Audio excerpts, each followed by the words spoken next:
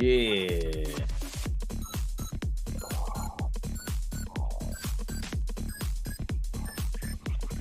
Yeah. Yo. Friday. Yeah, man. Weekend is here. The weekend is here. What? What? How you feeling, old BZ? Tired, man, and aggravated. What is Miami going to do? Are you going to have us out here looking crazy? Or are you going to get the job done tomorrow night? This is ridiculous. How dare they? Oh my God, there's going to be so many retractions. It's going to be ridiculous, man. Does it make you feel worse about the Knicks or same Yeah, old? it makes me feel worse because now my thing is Miami. You could have played like this against us. Let us get there. Yeah. Come on, man. Ridiculous, man. But hey, man, good to see you. Let's get it going, man. So well, that's the first topic, right? No, I thought we was doing Shannon versus Kwame. Oh my Jesus Christ! I'm sorry. Get up. See, come on, The bro. damn thumbnail. What's going on, man? I'm sorry. Shannon. Jaylen Brown, man, who's your stylist? That shirt is terrible and that haircut is horrible. Big shout out to you, man. Oh my God. These guys, man, I tell you, man. Jaylen Brown. He looks crazy, man. No, Jalen Rose. I'm sorry, Jalen Rose. You I'm see not the watching shirt he that. got on? That shit look like pleather. Oh, man, listen, man. Yo, we can't Hey, listen.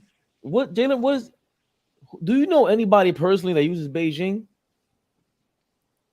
listen, I'm being honest. I didn't even know Beijing still existed. Like, I'm being honest. Yo, he got that. He got that shit in his hair, bro. He got that Whatever shit that is. everywhere. What are you talking about? That shit is on his mustache and everything, man. He Yo, probably got Jalen Rose. Beijing. He probably got underarm hairs with Beijing on it, man.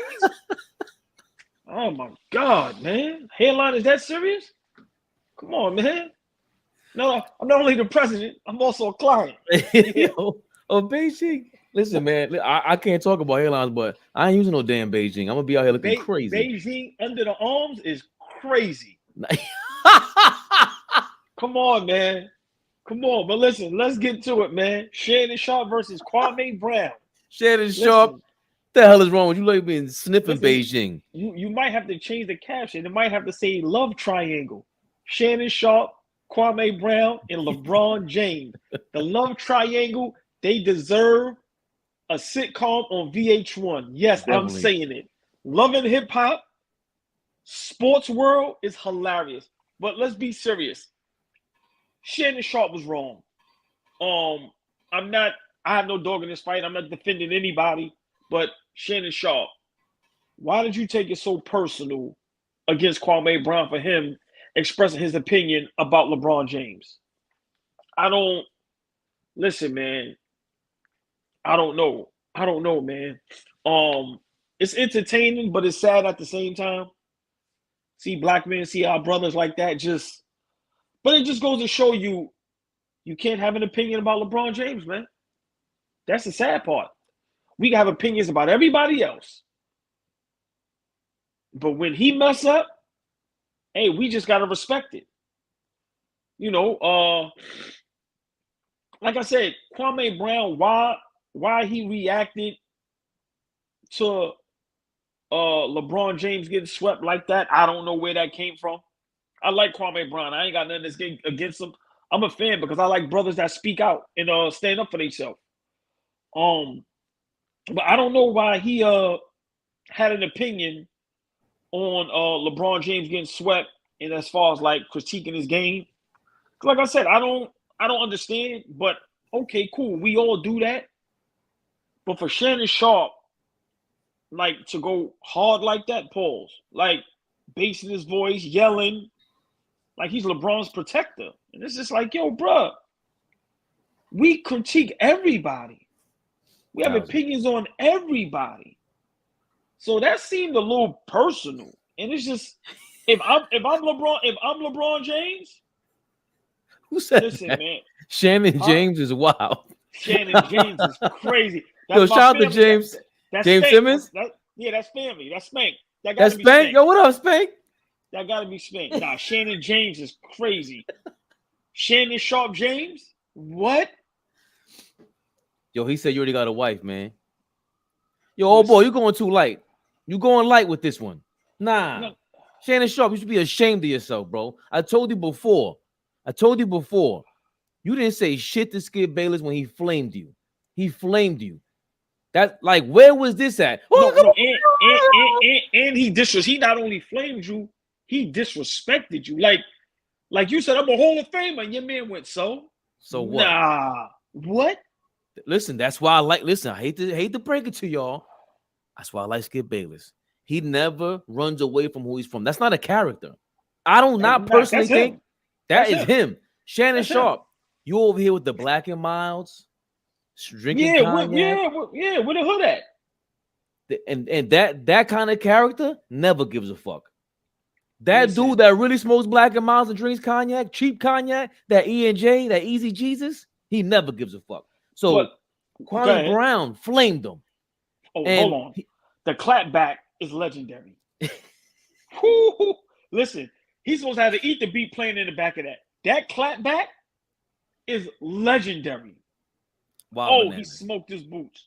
Listen, man. I just think you know how I felt about Shannon Sharpe. I never felt bad. Everybody saying when the whole Hall of Fame thing, why should I? You signed up for a Skip Bayless show. That's what he does. So when that heat bring comes to you, you got to be ready for it. And again, I'm disappointed in Shannon because yo, dog, he is the player pioneer of talking shit.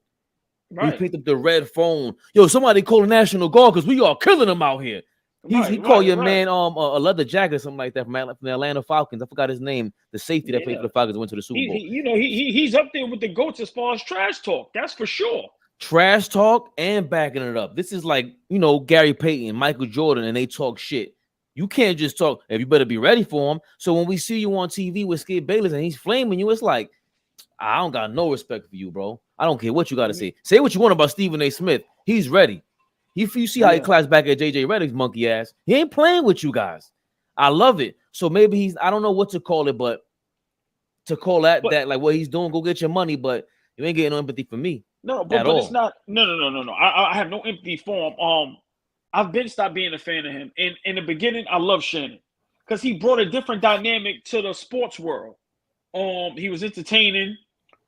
And at first, but at first, he didn't seem so biased. But like as time went on, it's so out of control that it's ridiculous. Like you almost fought a whole Memphis Grizzlies team over LeBron James. Like it's getting weird. And if I'm LeBron, bro, what are you doing? Bro, if I'm not reacting like that, I've been taught that since I was young. If I'm not reacting like that, why are you reacting like that? Like, what are you doing? Like, what are you doing? Shannon Sharpe, listen, you're supposed to be the OG. See, and this is why I like Kwame Brown. A lot of people, he's not their cup of tea. Because what Kwame Brown did when he first clapped back at Steven Jackson in them, right? That was legendary. But I don't care about that. No. Look how many people he might have helped about 3 to 5 platforms when he did that. Where's these guys reaching back at? Like Shannon, who were y'all helping out? Like I'm tired of celebrities talking about and talking to celebrities. Where's the average Joe that conducts themselves correct? And I'm not speaking for us. I'm just saying anybody. What are y'all doing for the culture? What? Like literally. So you telling me we can't have an opinion on LeBron, but we can have an opinion on Kevin Durant with his toe on the 3-point line. Bro, what Kwame Brown said was a fact. And I've been saying that, Fabian, have I been consistent? When people say he's the greatest they've ever seen, what do I say? Oh, come on now. He's number 6. He's, you point to his flaws, Right. But what Kwame Brown said, when you think about it, makes sense. You can't be the greatest. What's your go-to move? Like you running, you bowling players over. You bowling guys over. Right. No, that's what it was. Oh boy, I'm sorry I cut you off, but that's the problem, Shannon. Your entire like 10 minutes. I tried to watch it and I couldn't get through it. It's like 5 minutes worth of you just attacking him. He's a Yup. bust. He'd be on a Hall of Fame bust. Like, first of all, Hold that's not on, even true. but you even threw Oliver Candy and Bennett under the bus. They ain't had nothing to do with that. Right. Right. Like, so you attacking black men, and you a black man, but like, what? Well, again, see with that shit, I don't care. Like, Nah, I care about that. I care about that. Well, I'm sorry. I'm sorry, bro. I can't because If that's the kind of. But Fabian, if there's no reason to do it, listen to what I'm saying. If there's no reason to do it, why do it? Why? Bro, that's that show. That's what it is. Like somebody could come on here and do all that, and they start trashing players. And depending on that's the thing for me. I like people that keep it funky no matter what. But Fabian, when we attack players, we try our best to keep it on the court. Sometimes it spills off the court, but we're nut fans and all that, so it gets like that. His was a straight attack. Like that was just a straight attack. But I understood what he was trying to say with that point, and it happens, but it had nothing to do with anything. That's the point. Like that's to your point. That you reaching for them, it's just like, bro, what did that have to do with LeBron James play? Because you're really just saying you're clapping back at Kwame Brown because he has an opinion about how LeBron played, or he's the GOAT. He's the GOAT. This is why he's not the GOAT. Okay, boom. Because to be honest, that's how I feel. Bro, you don't have a crunch time move. A jab step or nothing in crunch time, right? So all you can do is pass the ball or do a bullshit layup. That's all you really got. And the other ones, I could break it down. All his game winners, all about momentum. The Chicago shot in the corner was momentum. There's no cross, there's no jab, there's no post up move. So them shits be luck. And we're talking about it's always Kareem, Mike, and LeBron right now, right? Okay, so LeBron. Kareem, I don't expect to have a go-to move at the end. He has one with the hook shot and everything, but somebody needs to give the ball to him. So we know what a center's supposed to do. I'm not trying to excuse him, but it is what it is. Mike was a perimeter player. Magic had a jump hook. Larry Bird had a. So when you talk about the GOAT perimeter players, that's your knock. Where was your counter to that? What's your excuse? Just you should mention everything else about LeBron's game. That shit was so unnecessary, bro. Like, and then you got flame for it. You're really losing. You should be looked at like this. That might be up there with all-time flame. I'm being honest. Like what Kwame Brown did. Yo, man. Because who's the finishing? Like, think about it like this. Whoever's a Shannon Sharpe fan, Shannon Sharpe. Right. That's how you know. That's how you know. Like, if you get inflamed, your man gonna be like, yeah, he's flaming your ass. no, but also, you know what your friend is gonna say, or your man, bro. But why did that even happen? Like, what are you doing? Like, and then what? Hold on. Your man is the king of retraction to retractions because he was on the sideline and he came the next day like, yo, my bad or whatever it was. What were you doing trying to fight John Moran's pops? But remember, last year, Shannon Sharpe said Kwame Brown wasn't a bust. Oh, nah, that's crazy. Nah, he didn't say that. You can pull it up on the show. You can YouTube it.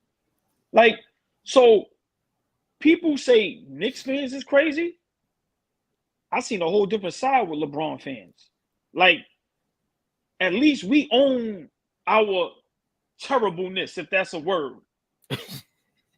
Literally, LeBron can't do anything. Like, you can't have no opinion on him. And this is why I always fight back. Because once again, I keep telling people, great player. He's not the greatest I've ever seen. And best believe, I've been saying this. A lot of people feel like Kwame Brown. They just scared to say it. It's no disrespect to him, but like he said, y'all pushing the narrative on people. Y'all pushing. Once again, I said this. Kareem Abdul-Jabbar had the scoring record for 40 years. He had 6 rings, I think 5 MVPs for 6 years. He might have 6 MVPs. Okay, 90% of the world never consider him the GOAT. So why do we consider LeBron the GOAT? Because he got the scoring title. Kareem had it for 40 years. Kareem wasn't even considered the GOAT before Mike and them. So when Kwame Brown says what he says, remember, we real basketball heads, man. And we really love this. Not saying nobody else do. I know I can't speak for everybody else. I love this shit. I don't care if I'm right or see. That's the difference with me. I know I ain't always right, and I don't care. I have a passion for it. I love it. Everybody wants to be right all the time. Shannon Sharpe was out of line, and for him to be the elder statesman, the OG, to conduct yourself like that on national TV, I'm being honest. Let's just say that wasn't a script. And my producers or whatever, I'm telling them I'm not doing that. That should have had me looking crazy, even if I feel like that inside. Like, where's these guys' cojones at? Where's your morals? Where's your respect for yourself? Like, what? Like, do these people have access to your bank accounts? To where as soon as you mess up, you ain't got no money or something? Like, why are we quick to just look crazy on TV? I don't get it. But I love what Kwame Brown did, because once again, it's good to see that people have. That's why what we do, people love what we do, because we don't have no narratives, man, and we allow people to have their own opinions. None of us agrees all the time. So what Kwame Brown did, I'm not into disrespecting brothers, fighting, violence, but I'm big for having your own opinion, having your own mind, and standing up for yourself. And to me, that's what Kwame Brown did. You can love him or you can hate him, but at the end of the day, he ain't let nobody say nothing crazy to him. And you got to respect that. And he's not letting nobody sway his opinion on how he feel. So from that standpoint, I mean, real Shannon Sharpe, you coming off a little weird, bro. Not a little. And I forgot what he was so like. Anything he speaks on righteously. He doesn't make sense to me. All the, I don't want to be on Colin Kaepernick, but anything he speaks on is just like, bro, you don't carry yourself that way. That's not how you carry yourself. Like, you just don't. How can I take you seriously? You're not a serious person like that, bro. Just be a comedian, be a funny dude, bro. But don't stop with the, like, again, that's why I say what you want about Skip Bayless. I don't know if I could call him a clown. Like, he's a bozo with his takes and everything, like Rage Man. Rage Man got these out. Yeah, but he's basically outrageous takes and all that. And he knows where to do certain, like he puts his Jordans on and everything. I just never had this. This is disappointing, bro. Yo, hold on. They said something and they were talking about draft night, and Skip went, yeah, I was on the phone with Michael Jordan that night. Bro, who cares? Shut up. Nah. You kidding me? Nah, you bugging. You bugging. He might be lying. Doubt it.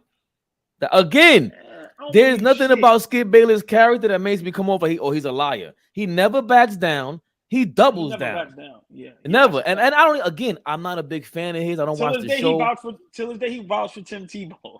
He's crazy.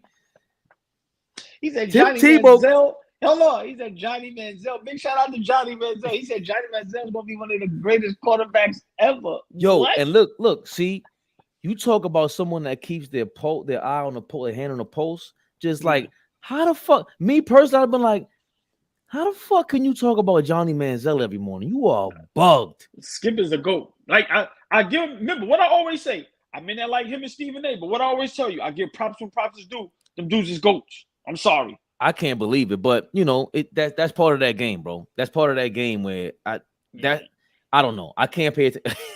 I can't pay mind to that shit. That shit is crazy.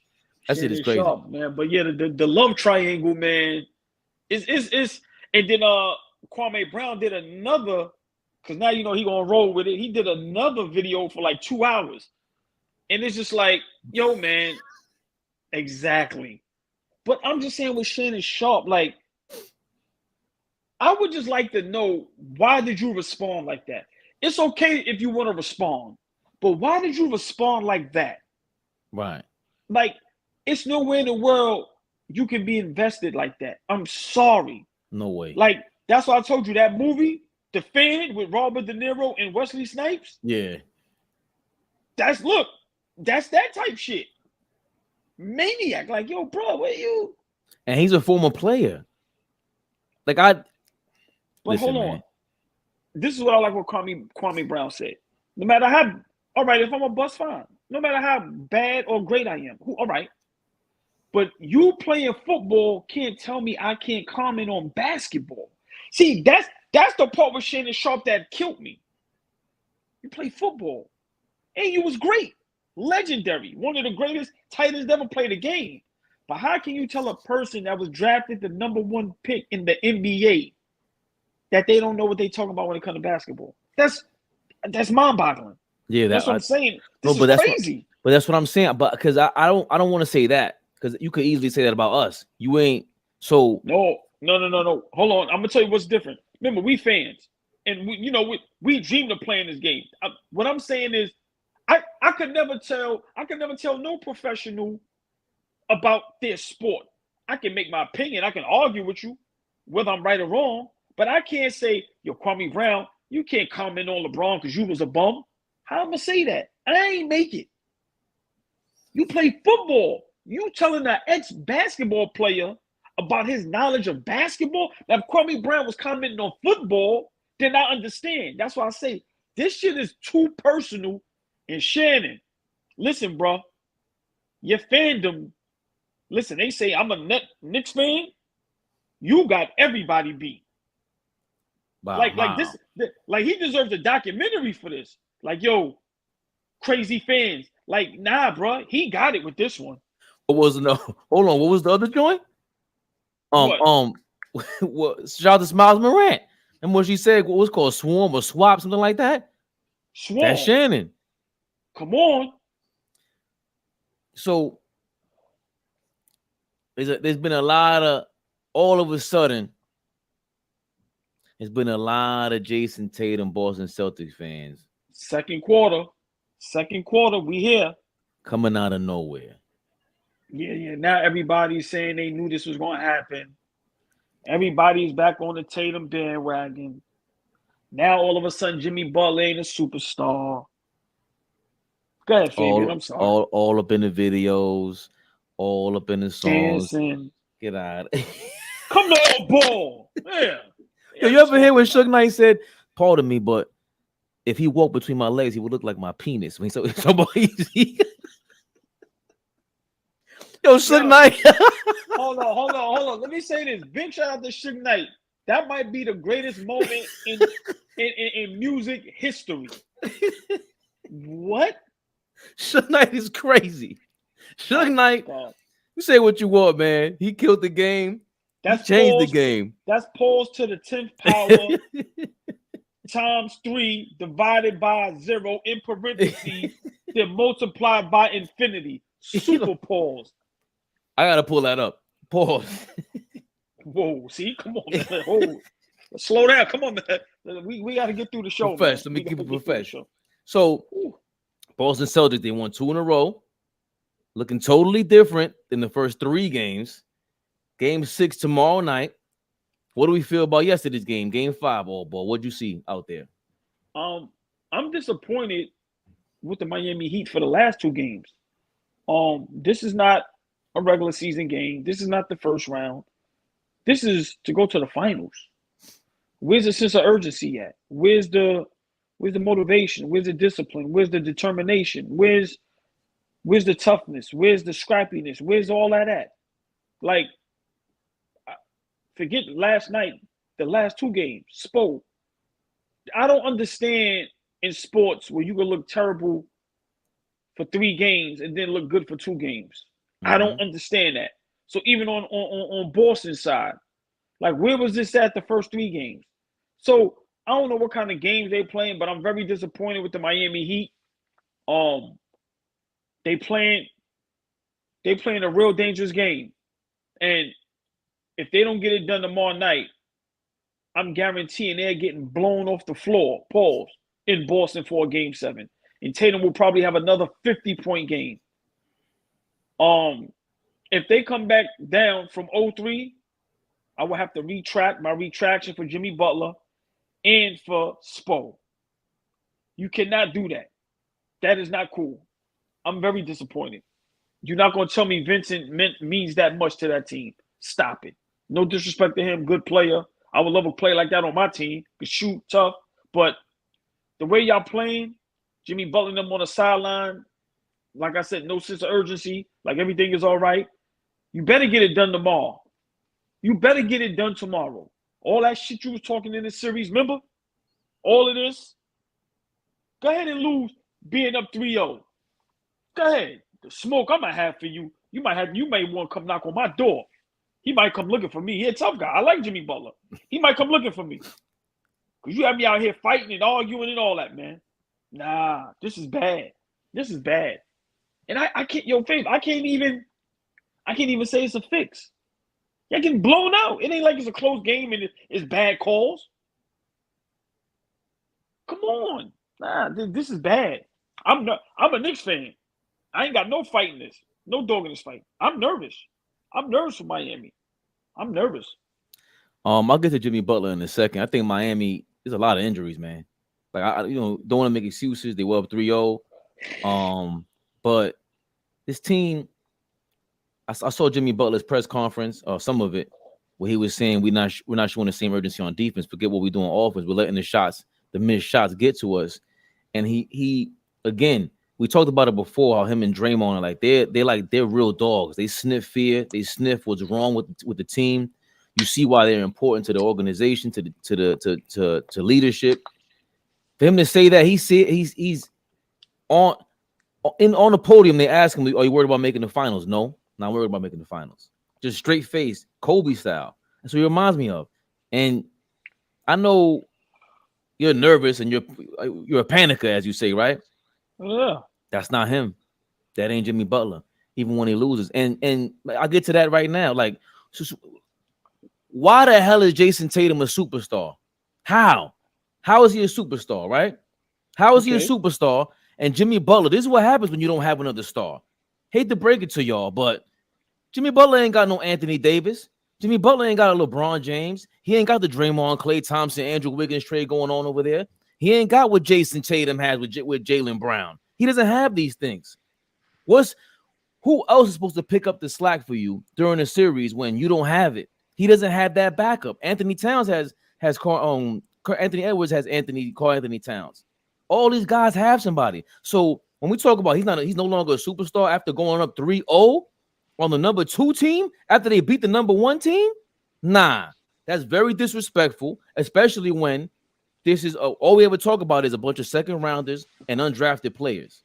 We got to stop doing that, man. He is the best player on this team, and they're not supposed to be this close to the finals. Again, they were one shot away last year. Like, I get it. If they lose, that 4-0 thing, yeah, I get it, but it still is not a stain. He's always going to be playing with house money because that's his story. He's not supposed to be LeBron James. He's not supposed to be these dudes. I believe in playoff Jimmy, man. I think they close it out in Game 6 tomorrow night.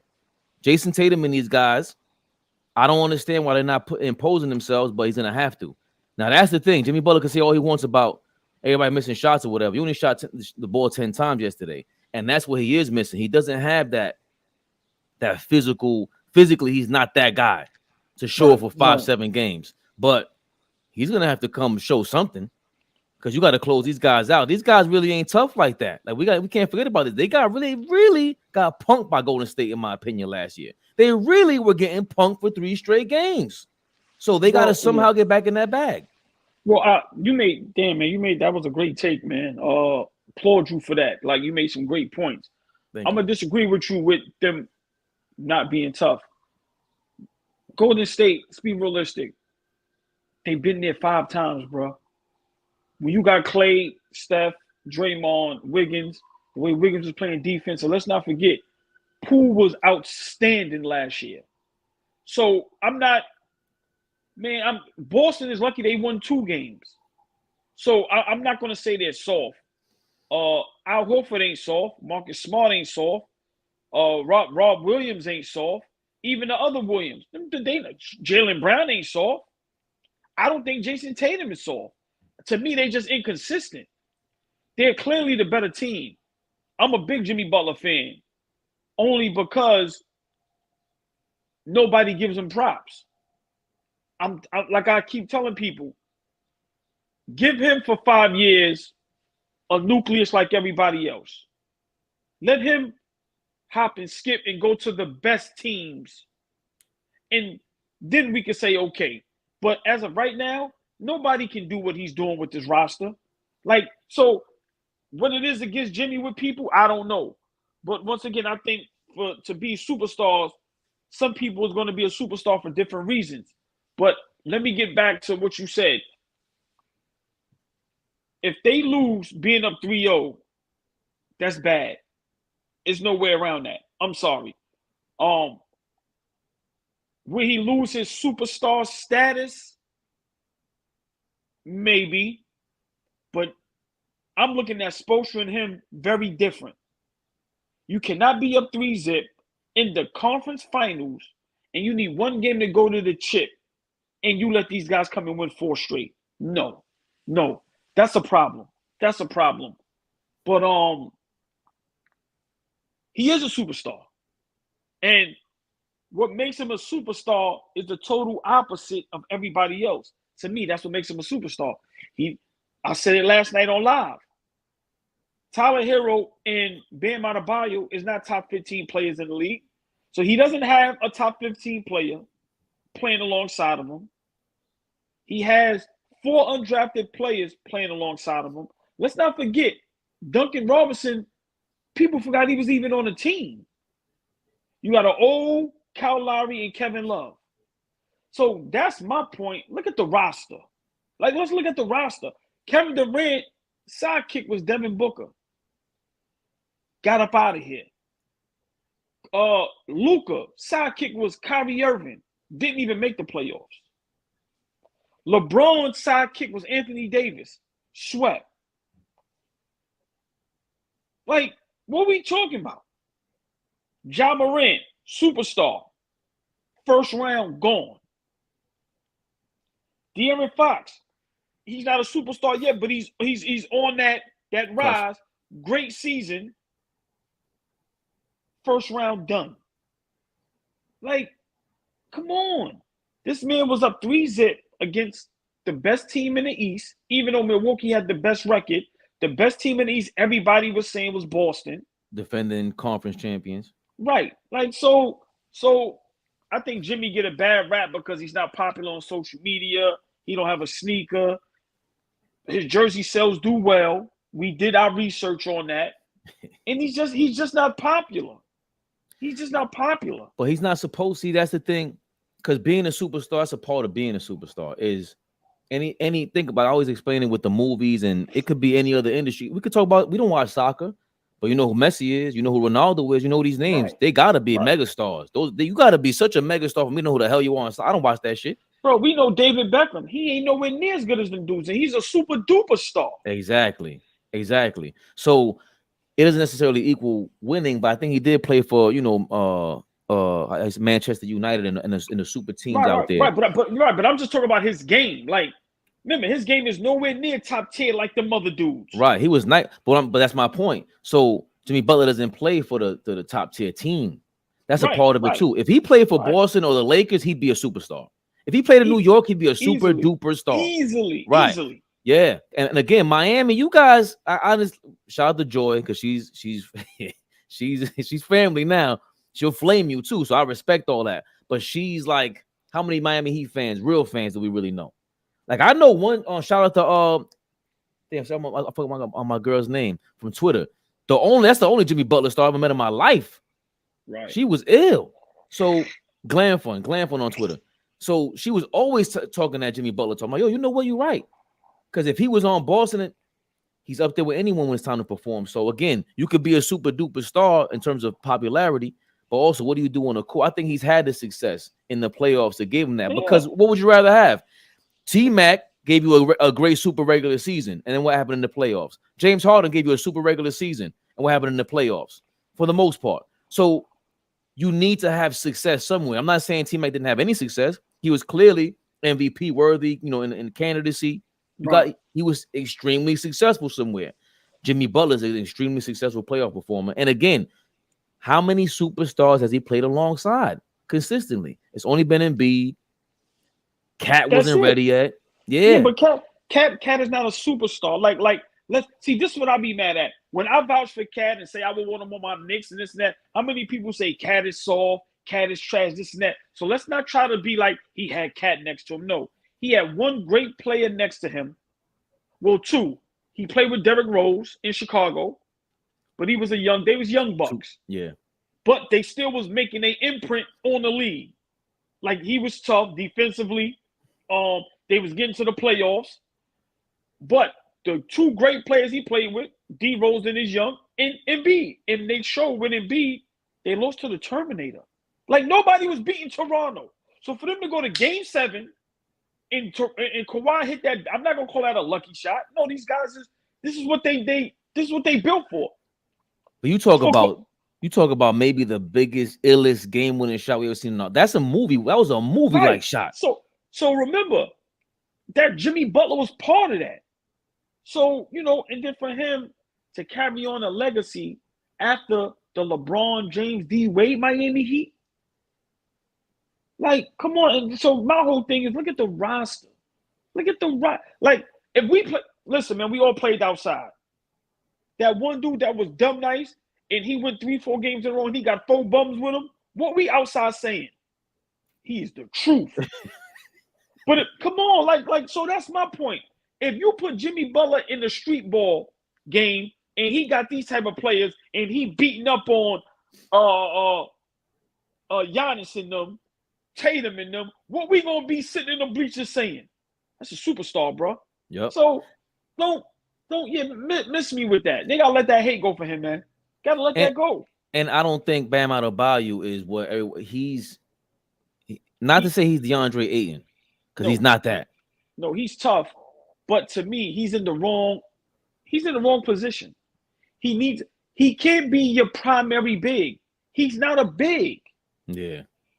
So to me, that's where Pat Riley is hurting him. You need a big alongside him. You need a 6'10" guy alongside him. That's going to do the dirty work with him. You can't expect him at 6'8", 6'9". No, and he's not a second option.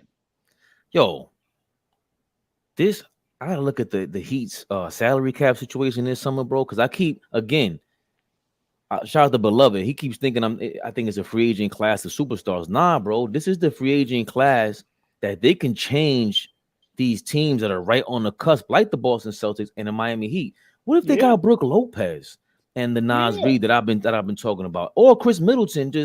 Chris Middleton fits right in with this group. Inconsistent. Or big shout out Fleet, which he said something I love. What if Miami go get Miles Turner from Indiana?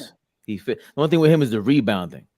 Yeah, but you know what I mean? We ain't worried about that. He gonna stretch the floor. He a big, and he gonna knock down a 3. Remember, Bam is by himself. That's my point. Brook Lopez plays like a real big block shots defensive player of the year candidate. Let me shout out to Fleet. Fleet brought that up too, and Brook Lopez makes more sense because he's going to be cheaper, and he's a legit big man, and he's like on the cusp of being defensive player of the year as well, and stretches the floor like Miles Turner. But I want to say he's more consistent than Miles Turner. I'd rather have Brook Lopez than Miles Turner, to be honest. And if you're Miami, whether you win or lose, even if you go win the chip, Jimmy Butler's 33 years old. If the time to win is now, you gotta go get Brook Lopez. And really, look, you lost Tyler Hero, the other kid, Oladipo. Vincent. Yeah. So you need these guys. That's reminding me of Dellavedova on the Cleveland Cavaliers to chase around Steph Curry, bro. Yeah, it could do, but they're wearing their body out. They're really exhausting themselves. They right there doing, yeah. Because remember LeBron James and remember they kept switching them rosters every year, just getting guys in there. Shane Battier's and all of that. What's my guy that's over there in Phoenix now? The GM doing a good job. James Jones. James Jones. So that's all Miami got to do. They just got to move 1 or 2 little pieces. They don't have to do nothing drastic. They got guards. They got their small forward shooting guard. They got they small forward / power forward. All they need is a big man. Right. That's it. Yeah. That's it. That's supposed to be us, man. You made a great point. The time is now. Boston, Miami, Denver. The time is now. And by getting Brook Lopez, you're weakening an opponent. You're weakening the Bucks. By even offering Chris Middleton a contract, that might get him to somebody else's team. You're weakening the Bucks. Now listen, this is what makes this so legendary. See what Miami is doing. This is why I'm rooting for Miami. I'm not a Miami Heat fan. I'm a Knicks fan. This is why I'm moving for Miami. Because it's going to make the GMs in the basketball world not want to do super teams.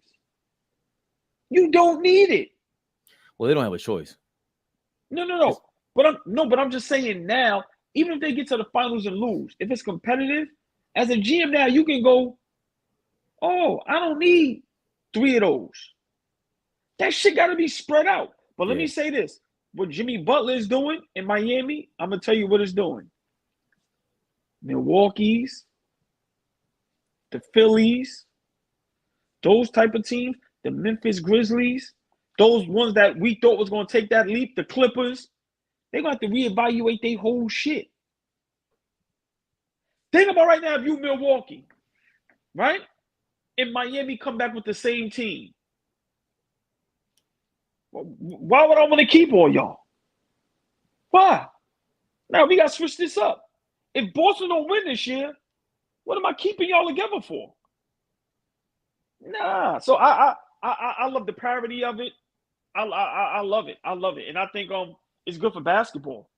It's good for basketball because it shows you, quote unquote, if Jimmy Butler's not a superstar to y'all, you don't need a superstar to go far in the playoffs and maybe win a championship. Since he's not a superstar. I think we went over we were very curious about what the Miami Heat are going to do this offseason, regardless if they win or lose. And Right. we know that the Lakers lost. So what's their next move? Because there's so much going on out there. They just announced that LeBron James is coming back with the Lakers and will fulfill his contract. Come on, man. What was the point of all that? Yeah, like what was the point of all that? And who reported this? I think the Lakers' next move is people is like underestimating how bad the Lakers really are. I've been saying it all season. Remember, and Dom used to be laughing at me. I used to be like, Dom, this is not a good team. Remember, D'Angelo Russell, if I'm not mistaken, he's looking for a 4-year, $100 million deal. He's not getting that. So now you got to replace him. To me, the only 3 players I would keep is LeBron because it's LeBron. Hachimura, and Reeves. Everybody else can go, including Anthony Davis. Everybody else can go. I'm sorry. So, Lakers, they got some problems on their hands, and everybody's acting like they okay. Everybody talking about running back and all this nonsense. Run it back for what? You ain't gonna win. You ran into a Memphis Grizzlies that we all know was injured, and they had problems with Ja Morant off the court. Then, even though you won, I give you credit, then you run into a Golden State, which we know isn't the Golden State that we all used to, because we've seen it all year. And then when y'all ran into some real smoke with a team that's fully healthy, that got quality players, you got swept. So run this back to do what? Get to the first round or second round and lose? Stop it. LeBron plays for championship. They got to switch this up. And everybody acting like it's all good. It's not all good. They got to figure this shit out. Well, we at the 45-minute mark, so you guys will be able to jump in here as I give my take on what the Lakers should do. I've been saying it from the beginning, from the middle of the season. You ain't win a championship, you should break this up. If you're a Lakers fan and you don't see what's going on, the Lakers are at the head of the NBA. I know Golden State's worth the most right now. They're the most popular team right now, but the Lakers are the epitome of the NBA. Like, that's just who they are. You can't. Oh, I like the birds in the background. Rockstar Mel, good for you getting some nature's finest out there. Beautiful day in the neighborhood. This nigga on bird shopping. Come on, man. So I think the Lakers got to break that up, in my opinion. You could easily surround AD with a bunch of more, what's it called, ancillary pieces, just pieces around him. And if he don't like it, get him out of here too. I think once you hit your wagon to LeBron James, I feel like you can't do that with AD because he's too inconsistent when he's playing, and then half the time he's not playing. Right, but it's easier to deal with him and then go with the next move because LeBron is so stuck on. My son might come over here. LeBron got a game plan. Like, dog, if I'm running the Lakers, you don't tell me what to do. I don't care who you are. There's a reason why he got out of Miami. There's a reason why he got out of Cleveland. They're not taking that shit from him. Before I forget, Mm-hmm. while y'all was talking, I was listening, and y'all was kind of saying, proving to me why, my opinion, why Jimmy Butler isn't a superstar. Mm-hmm. Y'all was saying, so y'all did somebody say they not expected to beat these teams they've been beating to be where they are, right? Right. That's why he's not a superstar. That's supposed to be expectations. And then wait. Mm-hmm. And then y'all saying if he was somewhere else, he'll be a superstar. If he was in New York, if he was in LA, which I agree with, he would. But easily. That's another reason why he's not a superstar. A superstar is going to be a superstar everywhere, no matter where they go. See, but that's not true because again, that is true, bro. For me, we already broke that down. You got to be popular. Hold on. Right, and then Obo said that too. Then that's another reason. Obo said he's not popular. So y'all just said three things. No. Wait. But he's not popular for certain reasons. But let me say this: you make a great point. But I'm gonna give you an example. Everybody's not a superstar, stays a superstar. James Harden was a superstar in Houston. He's not a superstar in Philly. He's not a superstar in Philly. Agreed. So remember, even though it's one example, that's an example. And I don't like how you just discredit my Lakers talking about they beat a hurt Memphis team. But it's true. Listen, man. But look, you don't say Miami beat a hurt Milwaukee team. I was about to say that. You see, that's what I'm saying. We can't say that about Miami, but then when we say it about the Lakers, it's a problem. It's the truth.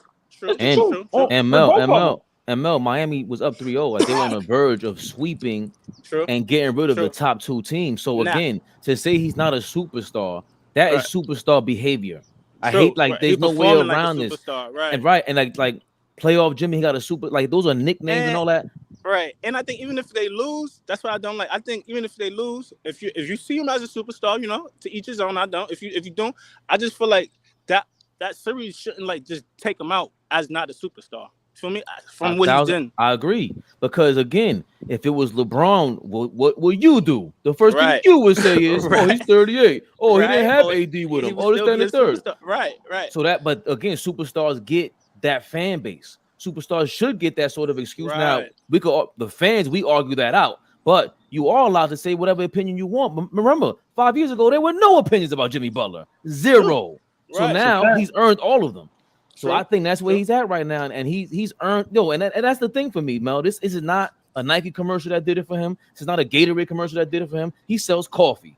He earned every single comment. He earned every single victory. Nobody, and I can't say nobody else hasn't done that, but he's done it just how you're supposed to do it.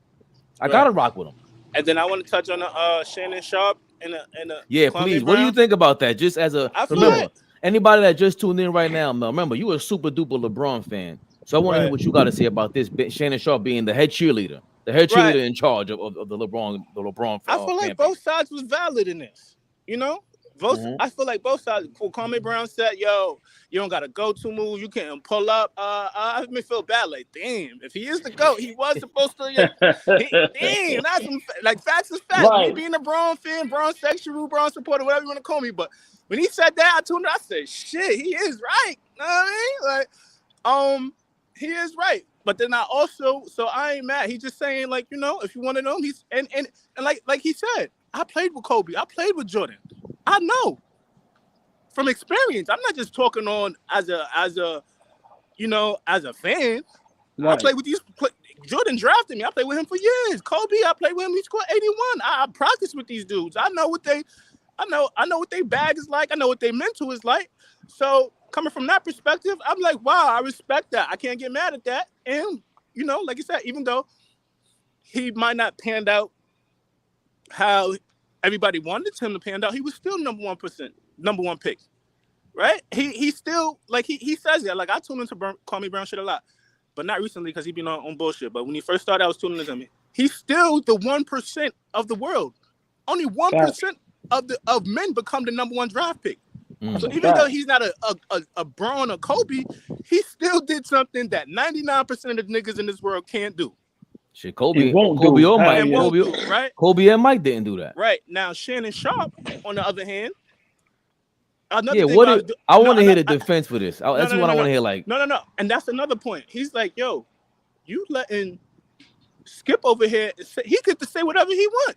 He blames his high school coach for not banking the basketball team. He can't even lace up my shoes, and you letting him say whatever he want, and I can't say whatever I want. You feel me?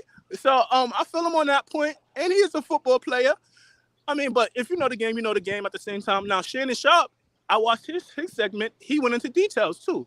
His things was saying was like, if he would have said, LeBron, if you're the greatest player, you're supposed to get at least a win. He didn't say that. He wasn't going at that. He said he felt like it was hate. You know? He said, you chose the game, the one game he was extraordinary in. You feel me? He had 49 and 10, and he shot 50%, and you want to nitpick? That was Shannon Sharpe. And then he said, Shannon Sharpe brought up the stats. He said, and I posted it in the chat. He said, LeBron James, and this is real facts. I mean, if you think stats, some people now, all of a sudden people don't believe in stats. Stats don't count. This and all of that, whatever, right? But you gotta judge it by something. Numbers mean something, right? It depends on how much it means to you. He said he did his homework as a journalist. He's supposed to do. He came back with facts. He said in the last second, LeBron is 7 for 12, including that game. He's 7 for 12 in shots with 1 second or less, which is 58% or whatever. So he's saying historically, nobody's even close for him for making clutch shots. So you just really nitpicking. So looking at it now, I think he is trying to cover up for Brown. And this is another thing with Kwame Brown. Like I said, I studied his channel. I think ESPN got something against him. You feel me? Like he was part of the reason why he's big part of the reason why people not able to go to the high school to the NBA no more. Like, because he didn't pan out, and the NBA was scared of that. But like he said, way more people were successful than not successful. So why y'all stop doing it? I gotta counter that last point because, and that was actually that's why again we like to get these thoughts out here outside the box because it was great. I didn't think about that, but LeBron was drafted after Kwame Brown. He kind of had the resurgence for these high school players. Then they went back on it. So I think he kind of cured that, the Kwame Brown curse, for lack of a better term. But I still don't like how Kwame Brown only reacted the way that he did because it became personal. Like, what if Shannon Sharpe would have kept it to the stats and LeBron stats? We would have never heard about this. I think. And then he said also Shannon Sharpe, I didn't like that. He said, yo, you was the number one pick. He said but then he just said this. He said some people success is hating on other people's failures. He said that's the only reason why you said something, because it was people see he failed, and you knew it was going to be clickbait. You knew when you said something about LeBron James because you're a bust and you was the number one pick. I don't like that either. But Mel, I don't like. You know why I don't like that? Because specifically, the reason why Kwame Brown recently even blew up is because everybody was hating on his failures. Stephen A. Smith, Steven Jackson, Matt Barnes. So, great point. So you can't, Shannon Sharpe is just dead wrong. There's no way around this. He looks like a bozo. Bro, Mel, how many times? My bad, old boy. How many times did we talk to you? How did you start this conversation? Yeah, you right. Yeah, I don't hear Sharpe doing that. That's the problem with that show. But also, Mel, you got to remember, this is the problem I have with Shannon Sharpe. You took personal shots at him when he just talked about that specific moment of LeBron on the court. Remember, he didn't say anything about LeBron the man. He didn't say anything about LeBron the husband or the father. You get what I'm saying? Or the businessman. So when you going, you a tall farmer and all this and all that, it's like, yo, Shannon, you defending a grown man that can defend himself. Right. So, I So I just feel, I'm not, like I said, I don't have no dog in this fight. I don't know neither one of them. But, we got to be honest. If this is what we're going to do, we have our opinions. We, we talk about things and, we have our reactions to, stories and sports and things of that nature. We got to be honest. Shannon Sharpe was wrong. Shannon Sharpe was wrong. Right. That's roughly. That's part of the reason why too. Like, it get annoying being a Brown fan. Because they did a whole segment on it. It was like a whole 15-minute segment. Like, literally talk about the man every single day, bro. Good or bad. Watch this. Wait. Good or bad. Some days I would like to not hear about Braun, bro. And I'm a fan.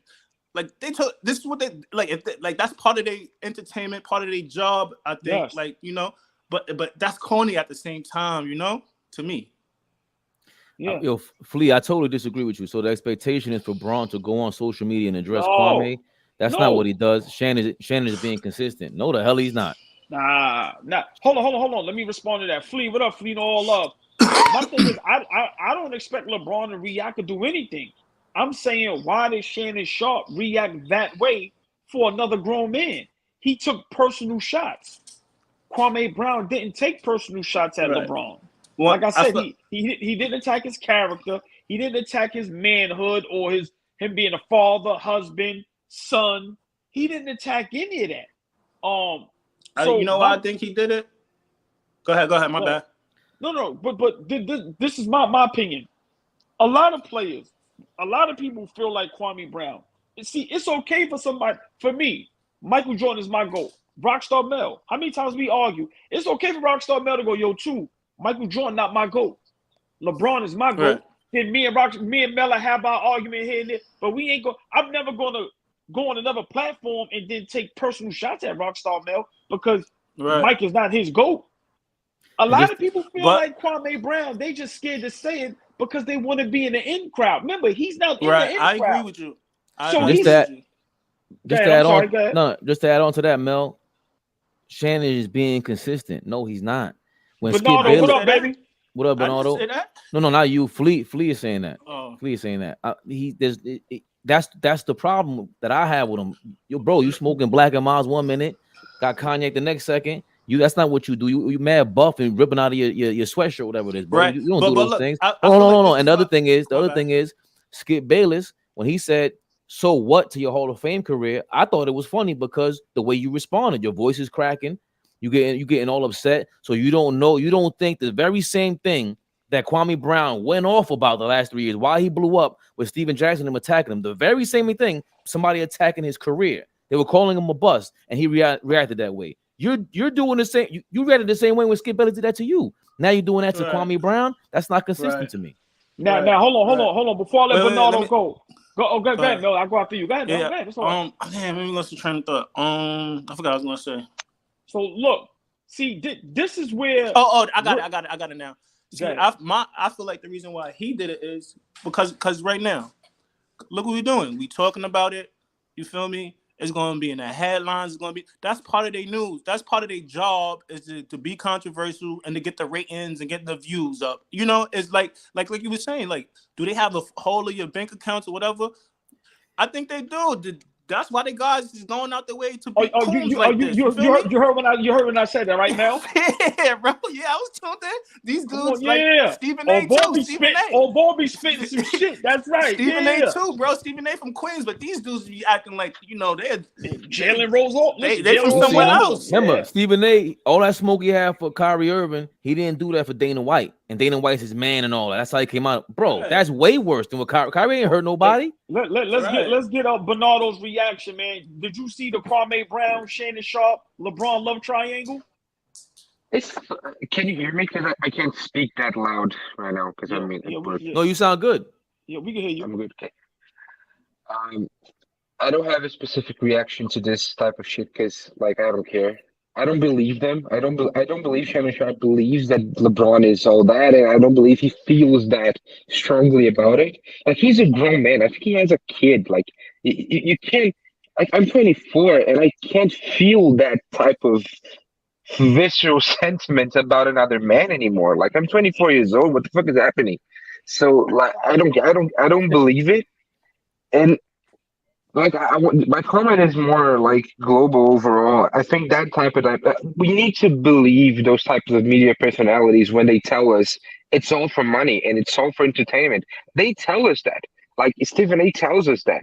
Shannon tells us that they want to sell. That's it. It's 10% more real than a movie or I don't know. It's and I don't that's my thing. If I wanna listen about basketball analysis, I come here or I watch Zach Lowe or I listen to Rio analysis. I watch Shannon and Skip and Stephen A because I want to have fun. So Right, right. and like and I feel like this, like for example, Skip Bayless. Like Skip Bayless is a guy that his I know he's full of shit because the way he treats different players. Like by any objective measure, Steph Curry is a more clutch playoff performer than KD. But he treats KD as he's something that he's not because that's the agenda he needs to push. I don't think he believes that. I don't think he cares. Like I remember, I went back and watched the how he talked about KD when he was in Oklahoma City in 2016. Like he bashed KD. He said he Yeah. wasn't clutch. He called them the Crash Brothers and whatever. And that's consistent all through the media. Like that's why when I see like for example, a guy that people always shit on, but I like him, is Gilbert Arenas. Like he says a lot of crazy shit, I but I love think he Gilbert. believes the things he says. Like I listen to him talking, and I think he believes it. I And don't. Hey, that's what I like in media. hold on, Bernardo, you made a great point, right? Because look what Skip Bayless did. Y'all got to remember, in the beginning of Steph Curry's Career. in the beginning of Steph Curry's career, he praised Steph Curry. When I say praised him, I'm talking about to the point he praised him like Michael Jordan. These is facts. And then the last couple of years, he turned the switch. And now he's like a Steph Curry hater. So you make a great point where that's just what the narrative is. But let me tell y'all something. If Shannon Sharpe is smart, you know how you fix this? You apologize to him and you invite him on the show and you let the Shannon Sharpe show on YouTube, Club Shay Shay, and you let and y'all discuss, let him have his opinion on why he think LeBron isn't the GOAT, and you make your point why he is, and y'all debate about it. Not Like a gonna man. happen. It's not going. He said But it when No, that he no. it's not. Oh, when what he do you say? came Hold out on. when he Go ahead, came out Mel. when he came out a few years ago when he first blew up, like Fab been saying. He said that's to Stephen A. He said, "Yo, stop talking about me. Invite me up to the show like you do to other athletes, and get my story." They would not bring that man up there. They scared of him, bro. No, He No, don't no, got no, no no. filter. But They scared it's of but him. not what only. all boss saying is going on YouTube channel because I think if Mm-mm. he is smart, bro, he Look, Kwame ESPN is Brown for owned Shannon by Sharp is on fire right now. right. ESPN is owned by Disney. Kwame Brown is for the people who's too unfiltered, saying the truth. They're not gonna bring him up there, bro. No, no, no, no. That's not what he's saying. He's saying, remember, Shannon Sharp has his own YouTube network. Yo, his YouTube channel, out of all these dudes, they're not messing with him. Shannon Sharp might have Right. the biggest YouTube following out of all these guys on TV, And he probably including got his Stephen A. sponsor behind him. That's what I'm trying to tell Nah, you. maybe, but if you look at Club Shay Shay, it might have 1 million followers. But my point is, Mel, yo, it ain't if he's smart, that's what you do. As a man, you go, you know what? Yo, that's my fault. I ain't gonna lie to you. I got too personal. Maybe I'm getting beside myself. So you know we should talk this over at Club Shay Shay. That's the smartest thing you could do. Nah, And get that'll all be because dope. remember, he doesn't work for ESPN, he works for Fox. Fox is way more controversial. You gotta go always renegotiate with these people and make sure that you don't need them. Once you show them you don't need them, you out of here. That's why you know who would do it. That's why I still like him to a certain extent. Colin Cowherd.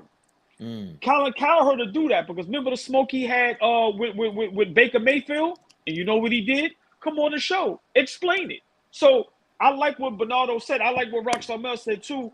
It's just pure entertainment because if y'all really wanted real people's points of views and real people's opinions, y'all would have real people on there that really have something to say. So yeah, man. But it's like Bernardo said, man. It's entertainment, and I do the same thing you do. When I want to laugh, I put on First Take Undisputed for a couple minutes, but I'd rather listen to us. I don't even pay them no mind anymore, literally. It's so bad. I used to be a big Jalen Rose fan. I don't even listen to Jalen Rose no more, man. That's how bad it's been for me. It's bad. Yeah, But yeah. I And listen to like like Chris I, Broussard in them. I like Chris Broussard takes. That's it. I Listen to know when I know that a person is full of shit. Can you hear? Because I took one off one of my phones. Can you Now still hear we can me hear you. Yeah, correctly? we can hear you. Okay. Yeah. One litmus test that I use to see if the person is full of shit or not is that when you know exactly what the person will say about every topic because you know what agenda they're pushing, I don't listen to that person for a serious analysis because like each like it doesn't matter how a Kevin Durant game goes or a James game goes. I know that those guys in Undisputed, they will go to a certain direction. They will try to, and when I start recognizing this pattern, I just zoom out and I just listen for laughs and entertainment, because like you can't be a serious person and always react the same way to every situation and be so predictable. Like this is not human behavior. We have we opine differently according to the context, and when your opinion doesn't change according to the context ever. Like for example, I knew what the hell Skip Bayless was going to say after the LeBron the game four against the Nuggets. Like he would praise LeBron, he would say he was the best driver of the basketball of all time, and then he would give him shit for screwing up in the clutch. It's like it's the same for 20 years, and so I just don't care. I mean, and very few players, very few people in the media, and that's why what I call, and also that all the smoke podcasts that used to happen. I don't know if that's still on with Yeah, it is. Steven Jackson and Matt Yeah, Barnes, yeah, yeah. and also like KG is another guy that he's unpredictable. Like he just says stuff, and I think Yeah. that's why that with all the criticism that I have towards them, I think that's why the Inside the NBA show has been so successful, because despite everything, I have the feeling that they are real, like that they truly like doing that, and they truly do what they say, what they feel, say what they think, and people can recognize that. I think so. That's like that, and Except I Shaq. have big. Yeah, but I'm like Chuck and Kenny, they're funny, and Shaq, that he's more of a character, right? Like, but I like them. And overall, yeah, the media, and it's not that's not exclusive of the American media. Like Brazilian media it's all a show. It's all a show, and it's so frustrating because you see people like Zach Lowe for me is the main example. Like when Zach Lowe is in a show with those type of dudes, he doesn't give a shit. Like the other day, he was listening to people talk about Anthony Davis and saying how he wasn't a superstar and so on, and he was like, "What the fuck are you saying? He's the best defensive player in the world. Like defense doesn't matter now." And he called their shit. Like that's why I like him. Good point. Good point. Well, Zach Lowe's Good a point. different kind of he breaks the game down. Like he's not a personality. Like I don't you're not gonna really laugh with Zach Lowe. You're not gonna be, it's hard. That's some nerd, that's really basketball nerd But stuff that I would watch Zach Lowe. I love Zach Lowe. Since he used to work for the New York Times, like he's credentialed. That guy's amazing. He used to work for not the Ring and the other thing before that. So that's not his forte. Brentford. Yeah, The Stephen A. Smith and Skip Bayless, they work for the tabloids. See, that's the problem, Bernardo. We're going back to your point. This is tabloid media. Like tabloid is it's not really Zach I Lowe. understand what's tabloid. Yes, Yeah, it's like the Sun in the UK. It's sensationalism? It's not a media thing. It's an entertainment thing that you use to be sensational, to get clicks, to get views and stuff. And so, but one thing that I like sometimes is when you clash those two, and people almost don't do that anymore. You get a serious analyst to clash with the media guy, and that's when you get yep. serious, like great really point. fun and informative stuff. And they Yeah. don't do that anymore. No, well, they Fade, do do have that. it. They do Zach have Lowe's Fade. on there. Fade, what did I say? JJ What Redick. did I say earlier? Right, but hold on, Mel. What did I say earlier? They need to have regular guys. It don't have to be us, but you need to have regular guys like us talking to these superstars, because it's going to be honest and it's going to be real. You're not going to get a real conversation when you got two superstars talking to each other. It's not going to happen. It's going to be entertainment and it's going to be BS. So But I agree with what y'all said. They need to start letting regular people that have the credentials that they feel maybe up to par to get into some of these lanes, because it's starting. Go ahead, Mel. I'm sorry. No. I feel like these are the regular people. Like the Skips, all the people who never play basketball with the credentials. Them dudes ain't been regular for. Hey Mel, them dudes ain't been regular for 20 years, bro. Right, but they don't know what it's like on a basketball court. They don't know what it's like to put the jersey on. So it's like them versus the athletes, like JJ Redick. No. Mel. When I say regular, right? I'm sorry. That's a great point, Mel.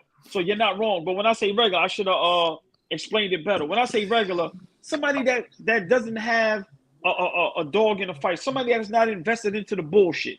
You understand what I'm trying to say? Okay. Oh, So, yeah, a different perspective. Like somebody. so that's right. what I mean. I'm pretty sure Mel, Bernardo, Flea, me, Fame, any of us, if we sat down and spoke to Kevin Garnett, that might be the realest talk he's ever had, because we're going to talk to him from a place of where we not into the bullshit. Right. We really ain't got us. Remember, we don't need really want to know the I don't need shit. a script. Right. Because remember, I'm going back to bro. How was it growing up?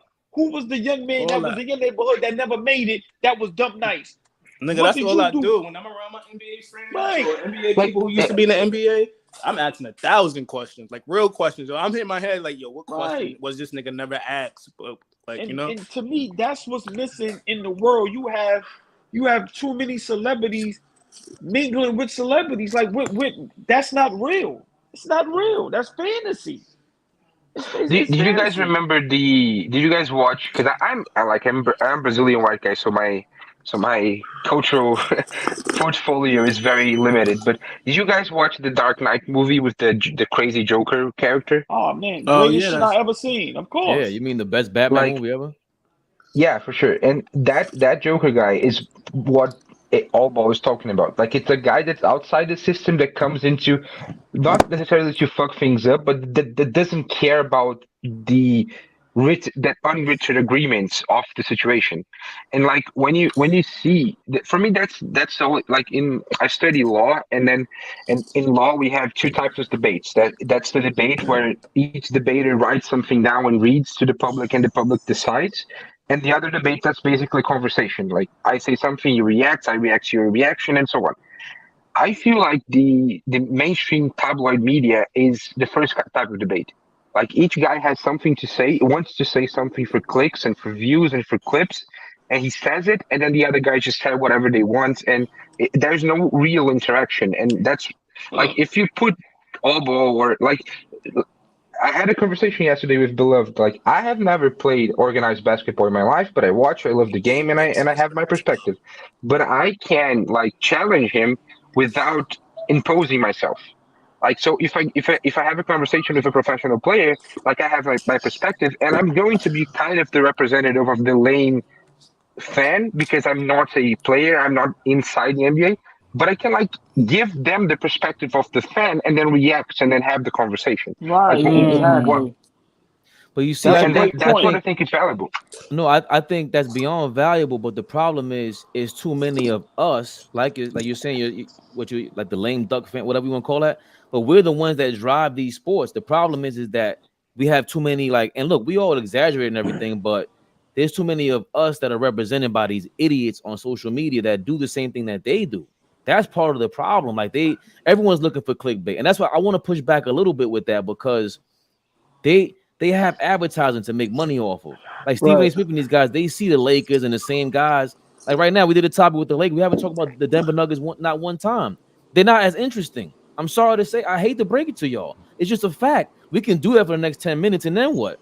It's not as interesting as, do you think LeBron might go to Golden State? Remember that Draymond's his boy. There's so much interest in just automatically invested in the LeBron James and the Lakers, because they're just Hollywood stars. That's one thing about superstardom that you can't really knock, but you can't really break. The regular guy like Joker, what are we going to talk about? His brothers being, bullies again?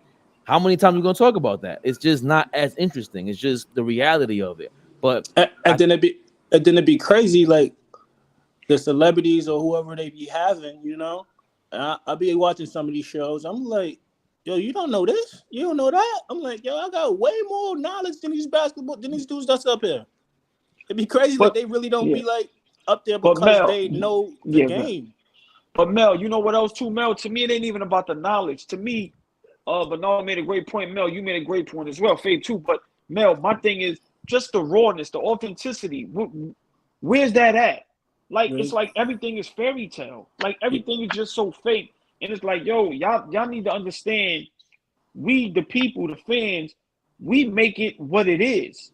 And it's like, yo, why are y'all scared to talk to us when we gonna keep it strictly professional basketball? Nobody wants to talk about if you got arrested or your baby mama or child support or so-and-so mess with your ex. No, we don't want to talk about that. But we just want to know, like for me, it's a lot I still want to know about basketball. Like, bro, like what's the hard work that y'all really have to put in? Like a lot of us don't know that. So I just feel I think they don't.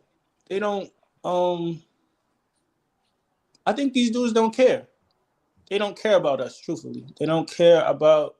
That's a good point. The regular civilian. Because look, and I'm saying that coming from this perspective, right? I'm from Queens, right? In my neighborhood, a 5-block radius. You know who's from my neighborhood? Okay. Stephen A. Smith and Mark Jackson, and they have never came back, not one time. And we got other NBA players, Skip, we got Royal Ivory, and they come back. They do little camps. Cool J come back. These dudes don't come, and I be in the comments. People at them in stories. Yo, it's okay to come back to the youth.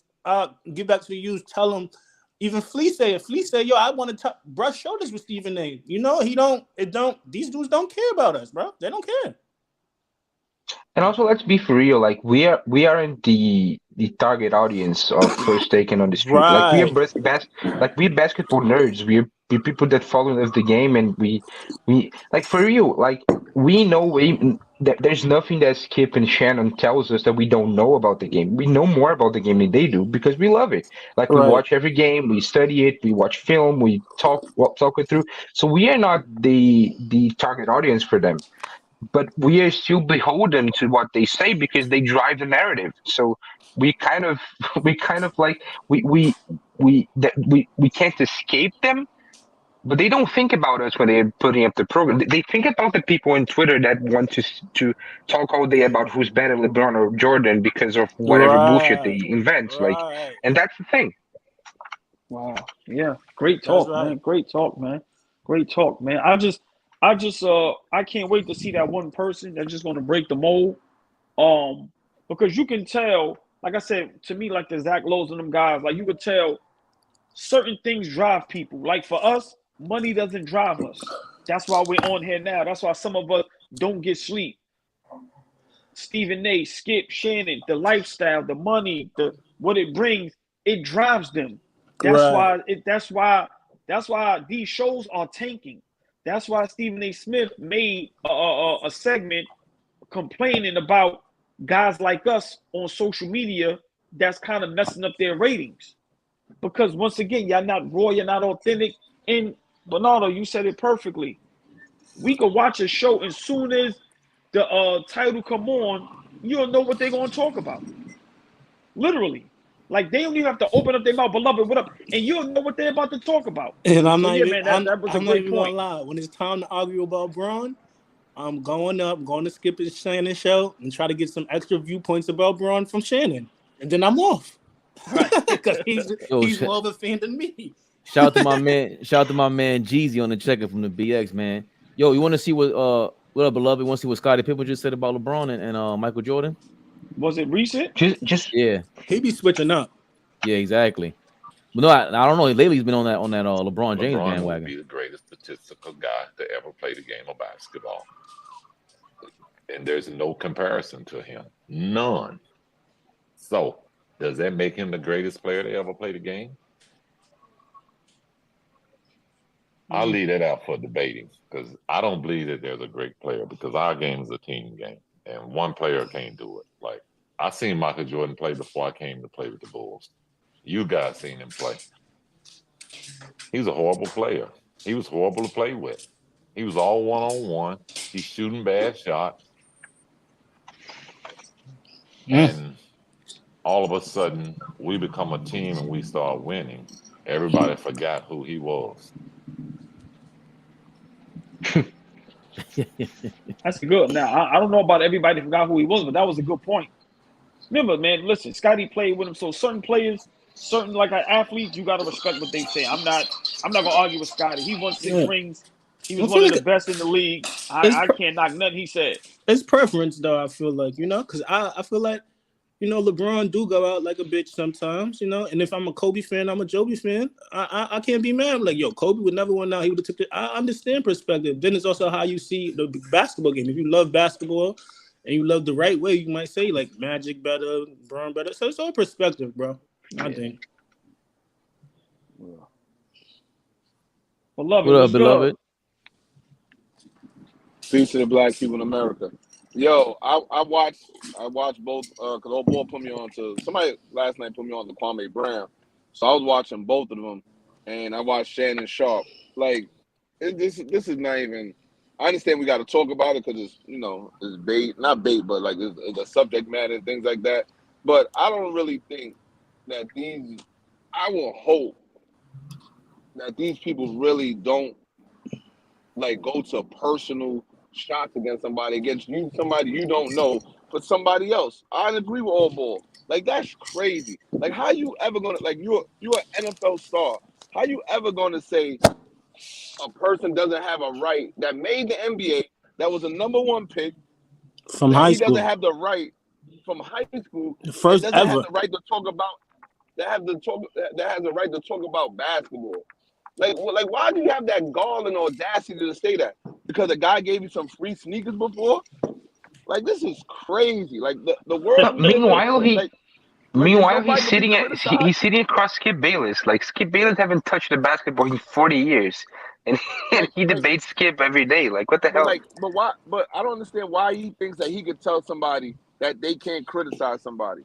And this thing about so only people that get criticized are the people that The legendary niggas. Disney Channel get that highest feel that should have an opinion on basketball. Like I know more basketball by the time I was 12 than Shannon Sharpe ever knew in his life, in his whole life. But I'm never going to say I know more about football than anybody that played football, that grew up a football fan, and also played football at some type of level. Right. That And doesn't make this, any sense. He sounds he's like when I see and I'm not trying to disparage my ancestors. When he talks, I just think about damn like slavery. Like the way he just like it's just bad. Like he's like he wants to be accepted so bad because his speech impediment, and he wants to be accepted. Like he don't care what. At this point, the same people who you make fun of, he's becoming worse than Stephen A. Smith. He's becoming worse than Stephen A. Smith because you used to criticize Stephen A. Smith and you're doing the exact same thing. Yeah. And that's why I want one more last quick point. One thing I always tell people, and I'll tell myself this: everyone got a price. It is when the day you find that out about that person. Everybody got a number, and the day you find out that number, that's the time you find out that person's morals and moral compasses. right. Good point, man. Good point, man. I just feel, remember Fave a while ago, I did a post. Remember, but it was kind of, and I added Kevin Durant because remember Kevin Durant is like kind of big on, he always say you ain't never played a game, you shouldn't be able to talk about it. Mm-hmm. So, beloved, what you just said, I made a post about that a while ago, and I was very I was hurt when he said that because I'm a fan of all these guys. Like even though I'm a LeBron hater, I'm still a fan of him into the game. He plays the game that I love. Like I really love basketball. I don't love nothing more than basketball. Probably my kids. But I don't love nothing more than basketball. Like, that's a fact. If I can stay on here all night with y'all and I ain't got to pay rent, I will do this all night. No, I'm dead serious. So it hurts when, once again, some of us been watching basketball. I'm 45. I've been watching basketball since I was like 6, 7 years old. So to tell people that they can't talk about it, can't have their opinion, it's just wrong. And now, I feel like he said that. He would say that out for the people like that haven't. So I said the same thing. I said like, yo, it's the people like that never played nothing, right? That never laced up, never did nothing out here. Just the most disrespectful. That's why. Like, but that's what he sounded you never like. did nothing, and you the most. But you being but hold on. Like what I'm saying is like Shannon Sharpe, you being disrespectful, mad disrespectful to Kwame Brown. Where to like LeBron might not be as disrespectful to Kwame Brown. How you being disrespectful? So as an athlete, I'm gonna say, yeah, I don't want this dude. He shouldn't be able to say whatever he can say. But Mel, what you just said, Shannon Sharpe is being disrespectful to guys that's talking basketball that can play. He ain't never played. Right. No, but to double down with what Mel is what he said or piggyback off of it. Really, Because pause. when people say outrageous shit, like my mind just think different shit. So that's why I be at, like sometimes I don't be meaning disrespect. I don't mean to be disrespectful, but I just want to see where you coming from at. What have you experienced? Where your knowledge really coming from? Like say to some of the shit. That's why I be like one time I asked Rage Man like, yo, you play basketball? He said, nah, I never played. Because the shit you say, if you play, that shit would not come out your mouth. See, but that's my So that's thing. why. That's my thing. Oh, my bad, Bernardo. That's my thing, Mel. Like when you and Beloved, y'all really played ball. So me and all boys talk about that. Like I wholeheartedly, like I appreciate that from the bottom of my heart because it's different. Like if you get to, I'll argue with you. I don't care who you are. I'm gonna argue with you because that's how bold I am. But there's people who've been in my position that have an opinion, and like you said, Mel, you sniff them out. Like, yo, bro, have you watched basketball at least? Like Shannon Sharpe sounds like someone like that. He sounds like a YouTube commentator. The way he came at Kwame Brown. You don't sound like you just sound like you never played anything in your life.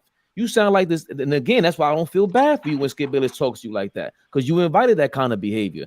So I ain't with that kind of shit. Because, like you said, there's people out here that like y'all that played ball, and I've gotten that before. Like, what the fuck you told me? You know about basketball, and I don't feel like I gotta prove myself, but I know what I'm talking about, and I don't have to insult you.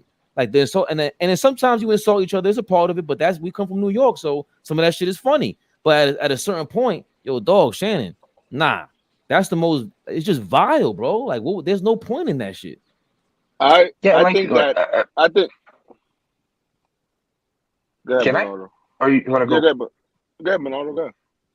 No, it's like for me, I'm 24 and I've been watching basketball since I was 7.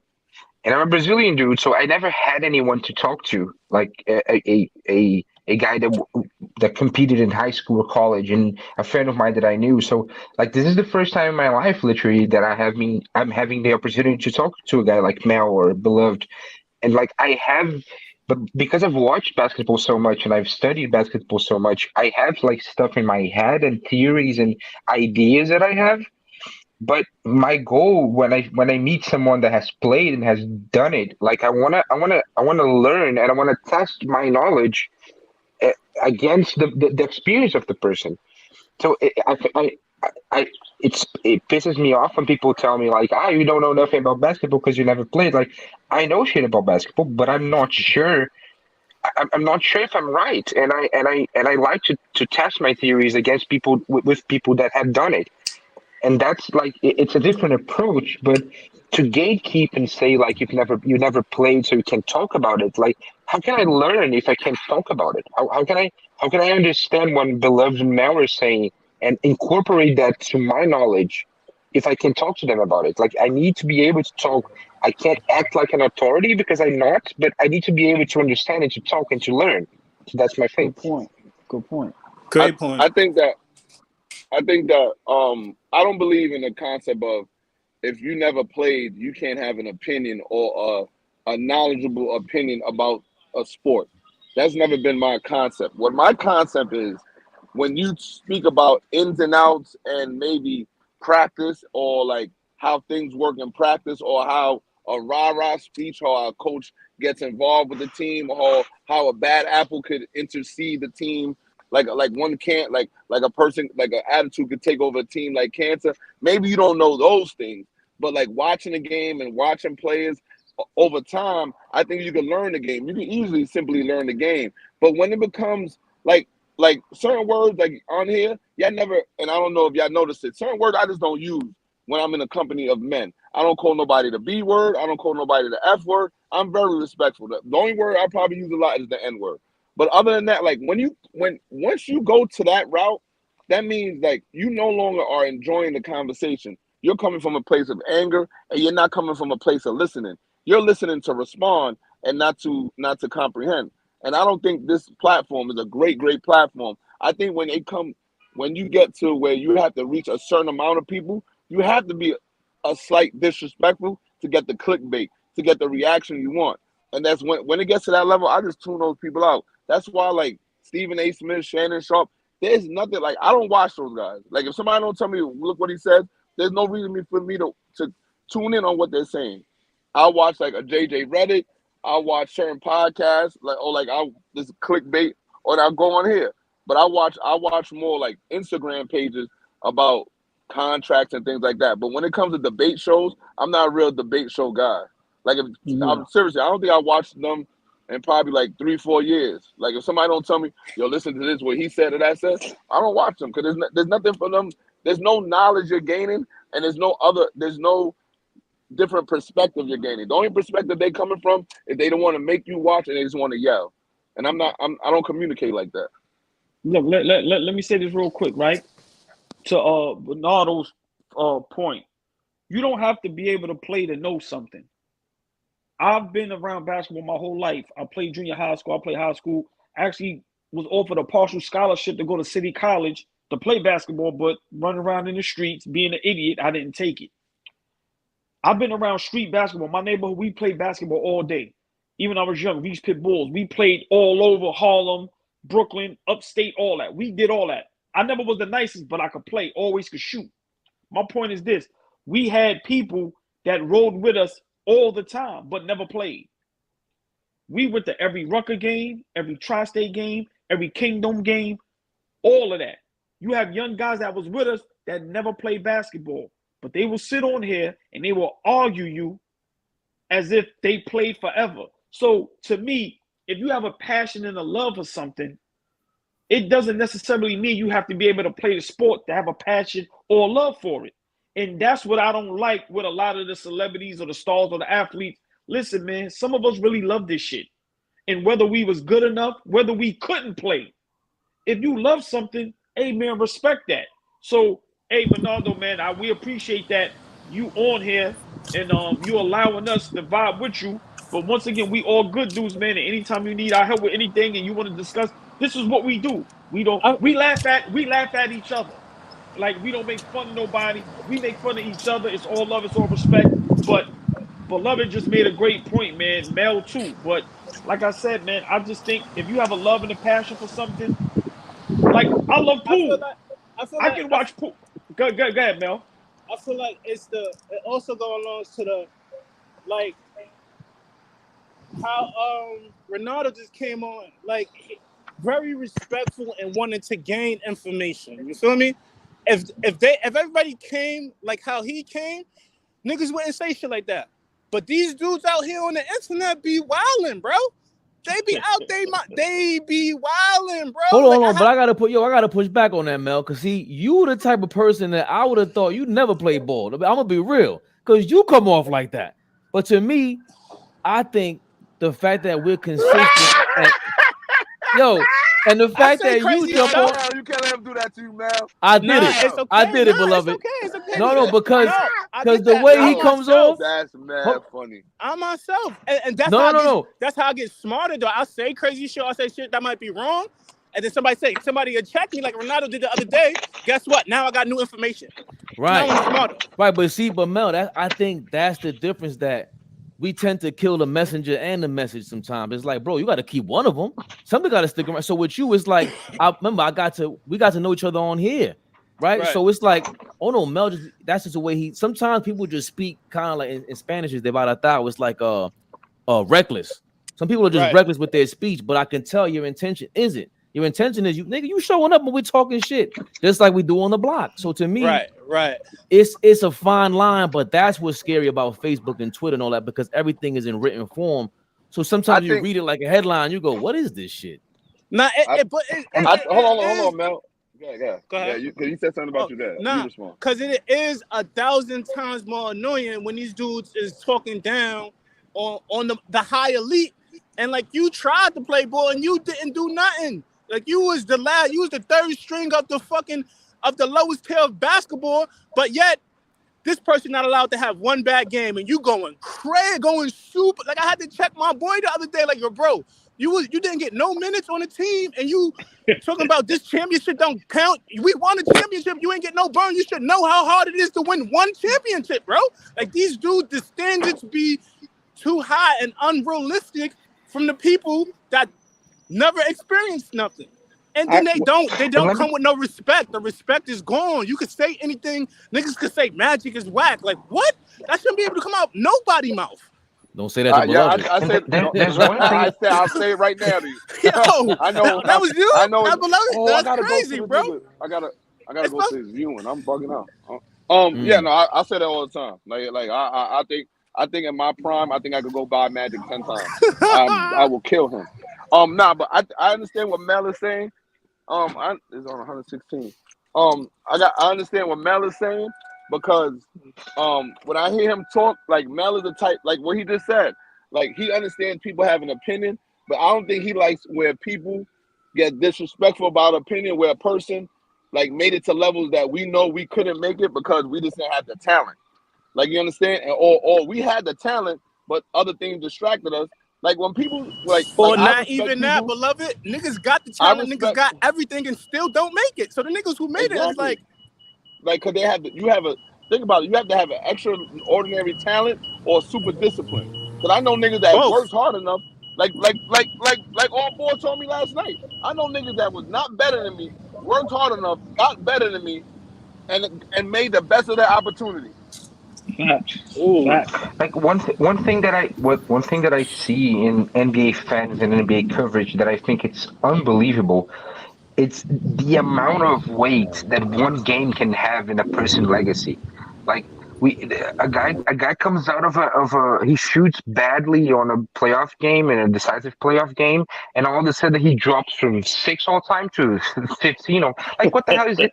Like I'm a soccer football fan, and like everybody probably knows Leo Messi, and from a stretch We were just between saying like that. 26 like from 2015 to 2019, he suffered like humiliating losses in the Champions League every year. Like he got 8-2, he lost 8-2, he blew a 4-0 lead in the second leg, and like nobody questioned his goat status. Like we understood that like shit happens and he lost, but he's still an amazing player, an all-time player, and like I Are we see like debating? what Are people we did debating? to Curry, what people did to Curry after the 2016 finals. For me, it was my introduction to this dynamic in the NBA fandom. Like the dude just had one of the best seasons of all time, and because he had a bad game seven, people were bashing him, and I was like, this would never happen in football. Like never in a million years, if Messi had a season that Curry had, and then played a bad final. Like it's a bad final, and that's that dynamic for me is really weird in NBA coverage, and it's not even an American coverage. Like it's specifically NBA for NBA superstars, which is really weird. Yeah. Mm. Yeah. Good point. Good point. Really? Real So quick. in soccer, they don't do it like that. They don't. Like we criticize players obviously, but like it's like it's a player like the classic example of that was it's the semi-final of the 2019 Champions League that Messi played a magical game in the first leg and then disappeared in the second leg, and the conversation after the second leg was, wow, Liverpool was a great team. Like Liverpool dominated, they were able to neutralize Messi, and they went through because they're a great team. The conversation wasn't, oh my God, Messi choked. Can I Like ask? that was Hold never on. the Stay conversation. right there, Bernardo, because I know enough to know that Ronaldo is the polarizing guy. Messi is the beloved guy. No pun intended, beloved. Right? Like Messi can do no wrong, damn near, but Ronaldo's more like LeBron, where he's a pretty boy, a flopper. You No, don't yeah, think so? people criticize stuff, but they don't like. Because what happens in the NBA, you question the player's talent, almost the player's manhood. Like he choked, he's a choker. Right. He's like that shit doesn't fly in soccer. That's what I see, and that's the craziest thing for me about a player, somebody that never played, calling a professional player a choker. Like what the fuck are you Mm. saying?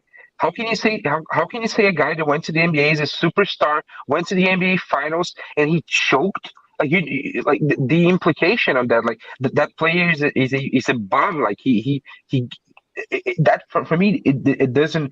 I don't understand it. I just don't understand it. Right. Get Me him, neither. Bernardo. Get him, Bernardo. Yeah. I feel like from soccer, it feel like it's a balance. Basketball is no balance. If you lose a game or a series, nigga, you go from top 5 to overrated in 2 seconds. But you know what else though, Mel? All y'all could probably agree to this. With Bernardo, that's our culture. We was brought up like that.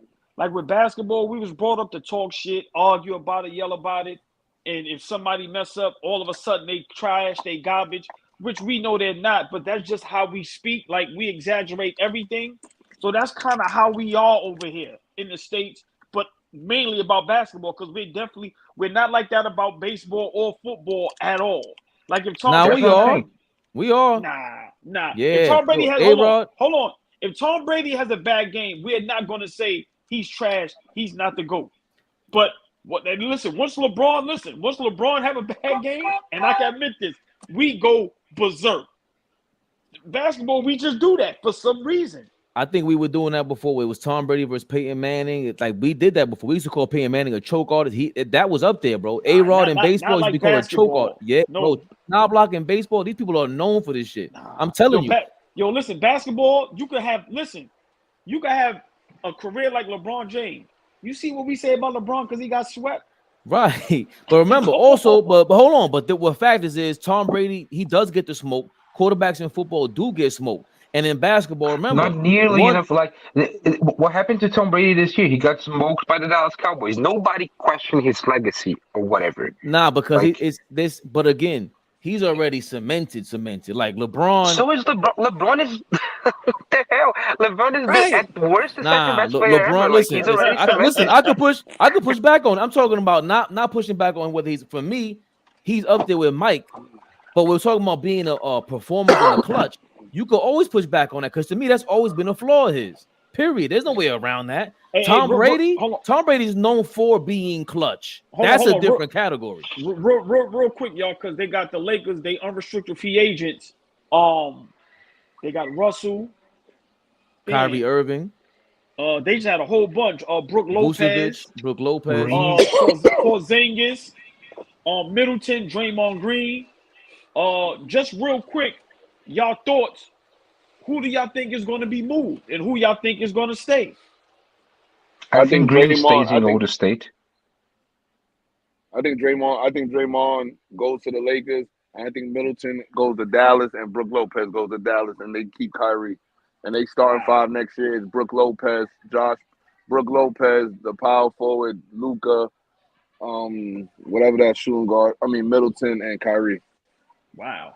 I think probably Golden State will have to pick between Draymond and Poole this season. Like either you can't trade him.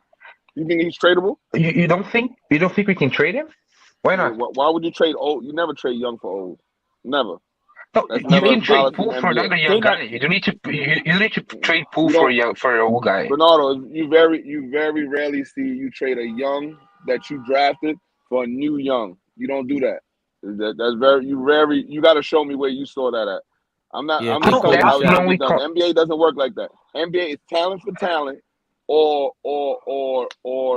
like extreme overpricing. You pay overpriced for a free agent. No one trades a homegrown talent when he could possibly be your next dominant wing for an older guy. But you know what? I don't see that happening. They better off trading Wiggins. He came in there and did the job already. Helped them get a ring. I think they would give it to Wiggins before Poole. They just signed Poole. And like I said, they had a bad year. But I think like the big discussion among the Golden State fan base right now is like too. The big discussion in the Golden State fan base right now is like 3 more years at best in his peak, like being a championship level player. And like my opinion is we need to go all in those 2 to 3 years. We can't like start like the big guy for this is Kuminga. Like people say, oh, but Kuminga in 2 to 3 years can be a great player. Like it's been 2 to 3 years already. Yeah, that's the point. Like he's working out with Curry Powell right now. Are we going to plan for the next 5 years when Curry's 35? Like I totally agree with you, Bernardo. Why the hell they got him sitting over there doing nothing? You don't even get him reps. And then when you get him reps, he showed you what he could do, and then you sit him back down again. This is 4 years of that. Yo, bro, he you gotta make a decision. You're gonna just waste his kid career for 6 years you scared you scared to get rid of Draymond? Like, get rid of him. Let Kuminga play. I didn't know that was a dynamic over there in Golden State. I thought Kuminga was just inconsistent, but it's his playing time that's inconsistent. Knicks, the 51 Knicks, the Blazers, and somebody else forced a game 7 being down 0-3. 3 teams did it. Wow. What's the teams again? 51 Knicks and say the other 51 Knicks. I forgot what year they just said the Trailblazers, and it was a third team. 3 teams forced a game 7 being down 0-3. I want to say the Lakers of Sacramento. Nah, I didn't say Sacramento. No, Lakers what got swept, and every time they got down 0-3, they got swept. The Lakers. Wow. Damn, I can't think of it. You got it, Turbo? You ain't getting anything of it, Turbo? I'm muted. Hold on. I got you. Yeah. There's a game in the 90s, I think, with the Supersonics. I think there's a series of the Supersonics in the 90s, probably. That was a game. That was like a 5-game series. That was like a 5-game series, like the first round. Yeah, look, hold on. They got it back up. 51 Knicks, the 94 Nuggets, and the 0-3 Blazers. 0-3 Blazers. Oh, that's Brandon 94 Roy. Nuggets.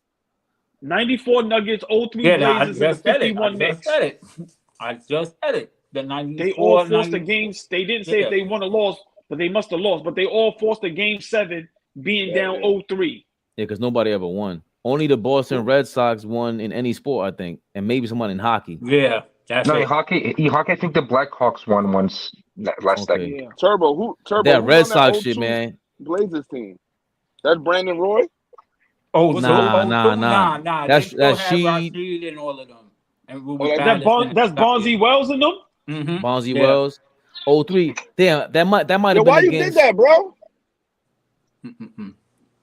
That might have been against. I'm trying to think who they did because that was you had Sacramento, San Antonio, Dallas back then. Who you think was against Dallas? Turbo. I think it was against Dallas when they were pick and rolling. Your boy Steve Nash Bernardo was pick and rolling with Dirk all day long against the Portland Trailblazers, and I don't know why they couldn't stop it.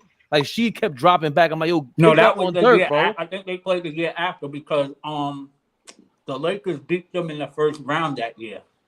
No, I'm talking about the year that they played Dallas. Oh yeah, that was the next year. That was the next year. It wasn't 0-2. No, I just Bonzi gave. It was 04. No, 04. It was 04 I'll look when it up. Portland and Dallas played. I remember Bonzi. Yeah, Bonzi gave him 40. I remember that. Hold on. This guy here is terrible as a commentator. Nick Friedel. That's the guy that pissed off Kyrie. He's an idiot. Oh my God, he's terrible.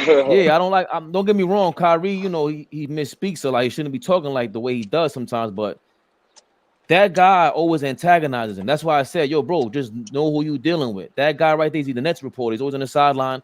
I mean, he gives good information probably, but he's the guy that antagonizes them. Yeah, he's a prick. He was real quick. He was a Warriors reporter. He's horrible. You went to. Oh boy, you went to TP joint on 16? No, when is it? I ain't know when it was. That's why I'm going now. You saw that's what happened. I almost forgot to go. The viewing ends at 5:30. I mean, ends at 4:30. So you saw me parking to get back in the car. I almost forgot to go. It's right here. It's where it's on 116th and what? Between 7th and Lennox, the joint, all right, whatever that name is. Yeah. I'm gonna go over there. Yeah. My cousin about to come get me at 4:00 anyway. So I'm 10 minutes from there. I'm pulling up. Yo, RP, Jasmine, yo, aka TP, man, legend, man. Super legend. Salute. This just man, I don't know, man. This right here, this is different because he tried to get healthier, and this not in your cards. It's not in your cards, man. Yeah, man. Rest in peace, man. Total package.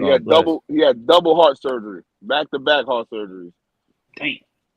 God bless, man. Yeah, rest in peace, man. Yeah. I'm heading over there now, man. All right, say no more. Yeah, I might catch you over there. I'm about to get out here in about 10 minutes.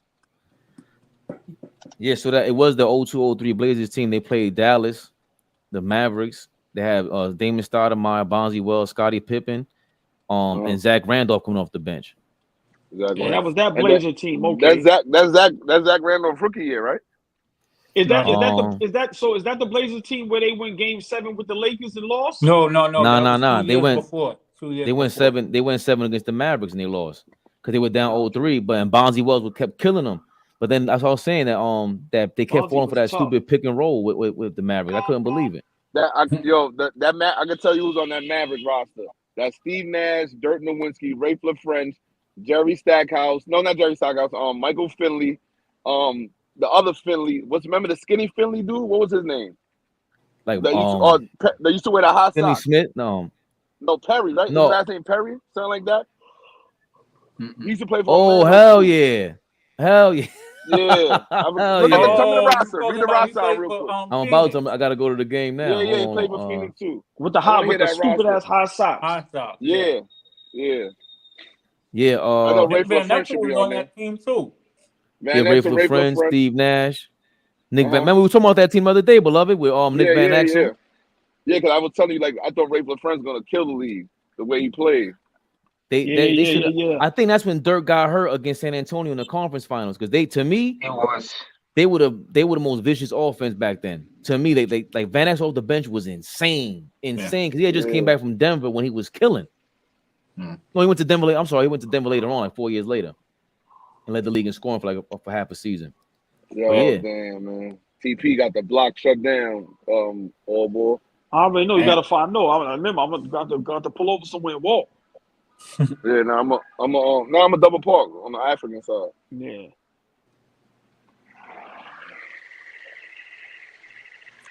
And you know you were somebody when you got the block and the lawn to go to your funeral. You definitely TP. I mean TP. Damn. All ball Pee Wee out here. The legend Kirkland out here. Yeah, wow. Kirkland out here. Mousy, Pee Wee, Mousy. Who's that? I don't know who that is. That's Sundance. Okay. Eastside legend over here. Sundance out. My son TP brought Sundance out. Yeah, that's crazy. Talking about, yo, boy? beloved. Hey, Bernardo, those are street ball legends he talk about from New York City. Those names right there, street ball legends, bro. When I say legends. Beloved. Yo, I looked up your man Pete Mulligan, right? Uh-huh. Yo, he was Mr. Basketball. Why he go to Manhattan? He ain't had no jump shot. He had no jump shot? Underside power forward with no jump shot. But I thought he didn't win it twice. Hold on, Mel. You sure he didn't win it twice? Oh, I can't remember. But I seen him on he was stripping Chris Paul and shit and getting buckets. I watched this shit. Yeah. Let me ask you guys something. Like here in Brazil, in the big cities, like the one I live in, Rio and São Paulo, we had those urban legends of guys that would have been better than actual football legends. Do you guys have that in New York as well? Like guys that everybody thought would be we have a million superstar and be a superstar. We talk about that every day. Damn, sat out here. Yo, all ball sat out here. Kenny sat out there. That's another one. Kenny Satterfield. Malloy's out here. Kenny Satterfield played on the Nuggets. Yeah. Cincinnati. They got the whole cross streets doubled. Yeah. But Bernardo, to answer your question, yes, man. Listen, in New York, we could just talk for New York.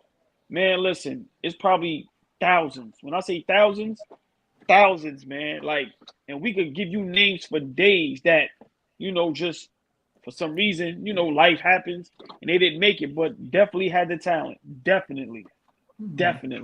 Yeah. And here in Brazil is even more pronounced because, as we talked yesterday, we have the youth academies in the clubs, and then like in the under 12 group or in the under 15 group, there's always that guy that's better than anyone but didn't make it. And forever we talk about that guy, like he's the guy that should have been.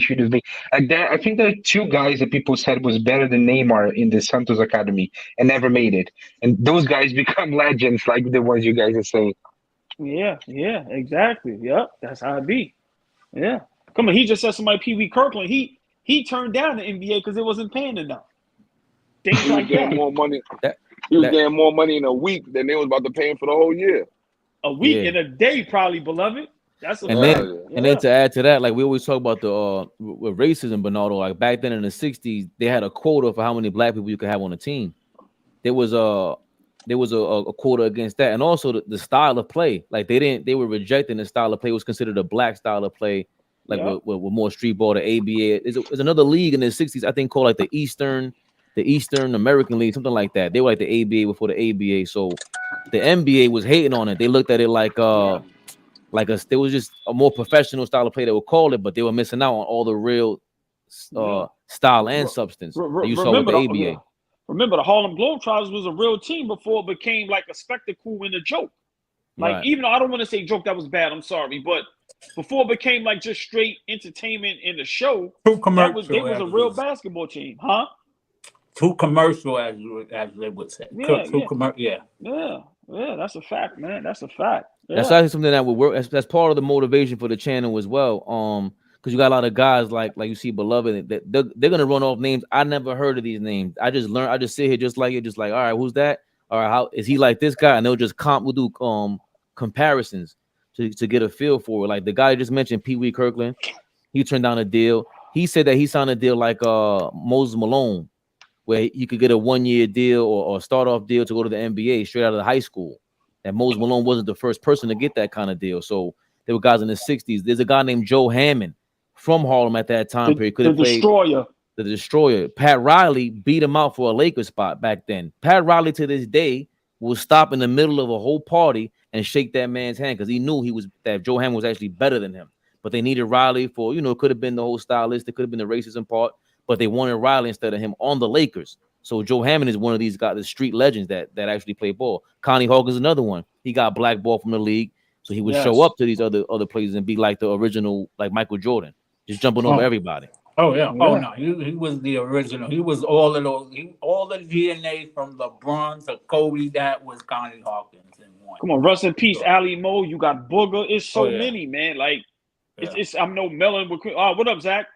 What up? No, it's so many. It's crazy, man. It's a lot. It's a lot that had the skill set, had the talent, but for whatever reason, personal, which we don't get into, they didn't make it, but definitely had the talent. A guy down here from Chicago had the talent. You on live with one.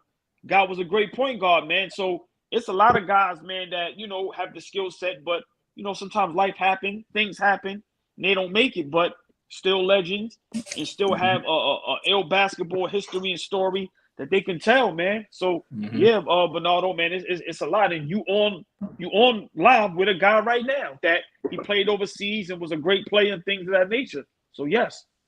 I just wanted to add real quick. What's up, everybody? You had brought up Pat Riley.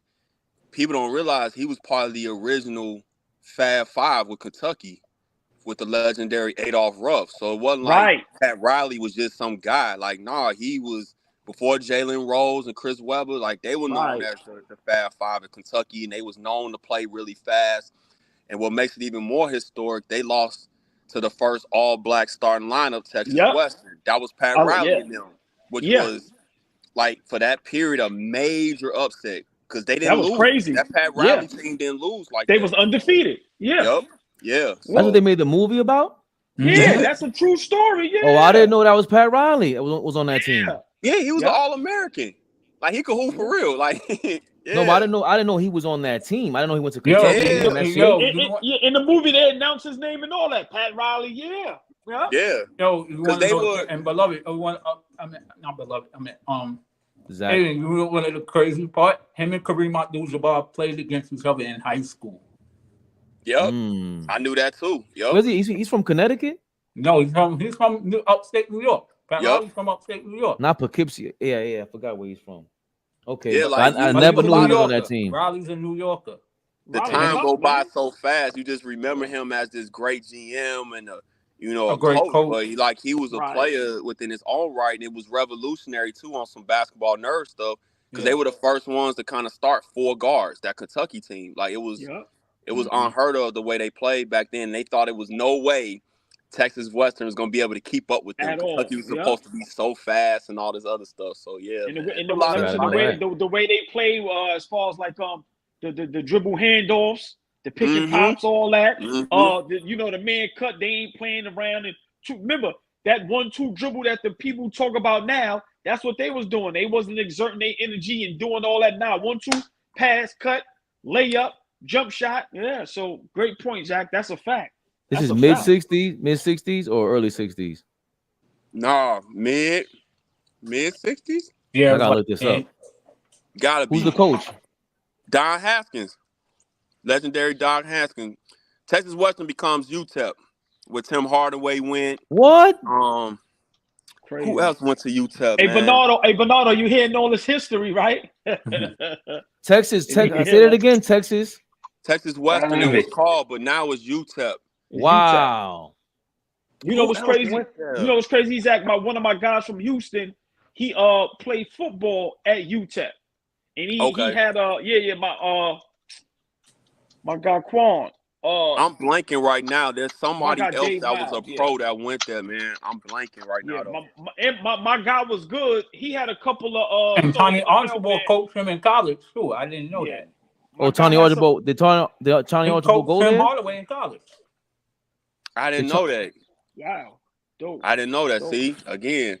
No, but when you come from these major cities, like I'm pretty sure like in Brazil, it's probably the same thing with football, or we call it soccer. Like it's a lot of guys. I mean, I'm from Chicago. It's a lot of guys just in my era that were nice, like super nice. That just for whatever reason just didn't make it. New York. I can see why New York and Chicago have that same dynamic. It's like we're fucking cousins because our story is very slim. It's pretty much the same. Like y'all had players that was like nice in the street ball, but y'all just have more. Y'all just have more people. I always say because because we got the 5 boroughs. That's right. You know what I'm saying? But remember, not only the 5 boroughs. Like you said, New York. When you say New York, it's still considered Albany, Syracuse, Poughkeepsie, Buffalo. So So you gotta literally, right? You gotta think about all of that. So that's kind of the main. And then the city is crazy in the city. That makes it even. And then if we go down the field with Jersey and the Tri-State, it's like a whole. It's crazy. Yo, the 2 players that stand out to me, Tiny Archibald and Antonio Davis that went to UTEP. Yep, Antonio Davis went I knew I was blanking. I don't know how you see. That's the shit, Bernardo. See those college ball and especially in New York, high school ball. These guys are super. Like they'll mention to you, Mel, Beloved, Zach, all ball, even Turbo. I just sit here and go like, who's that?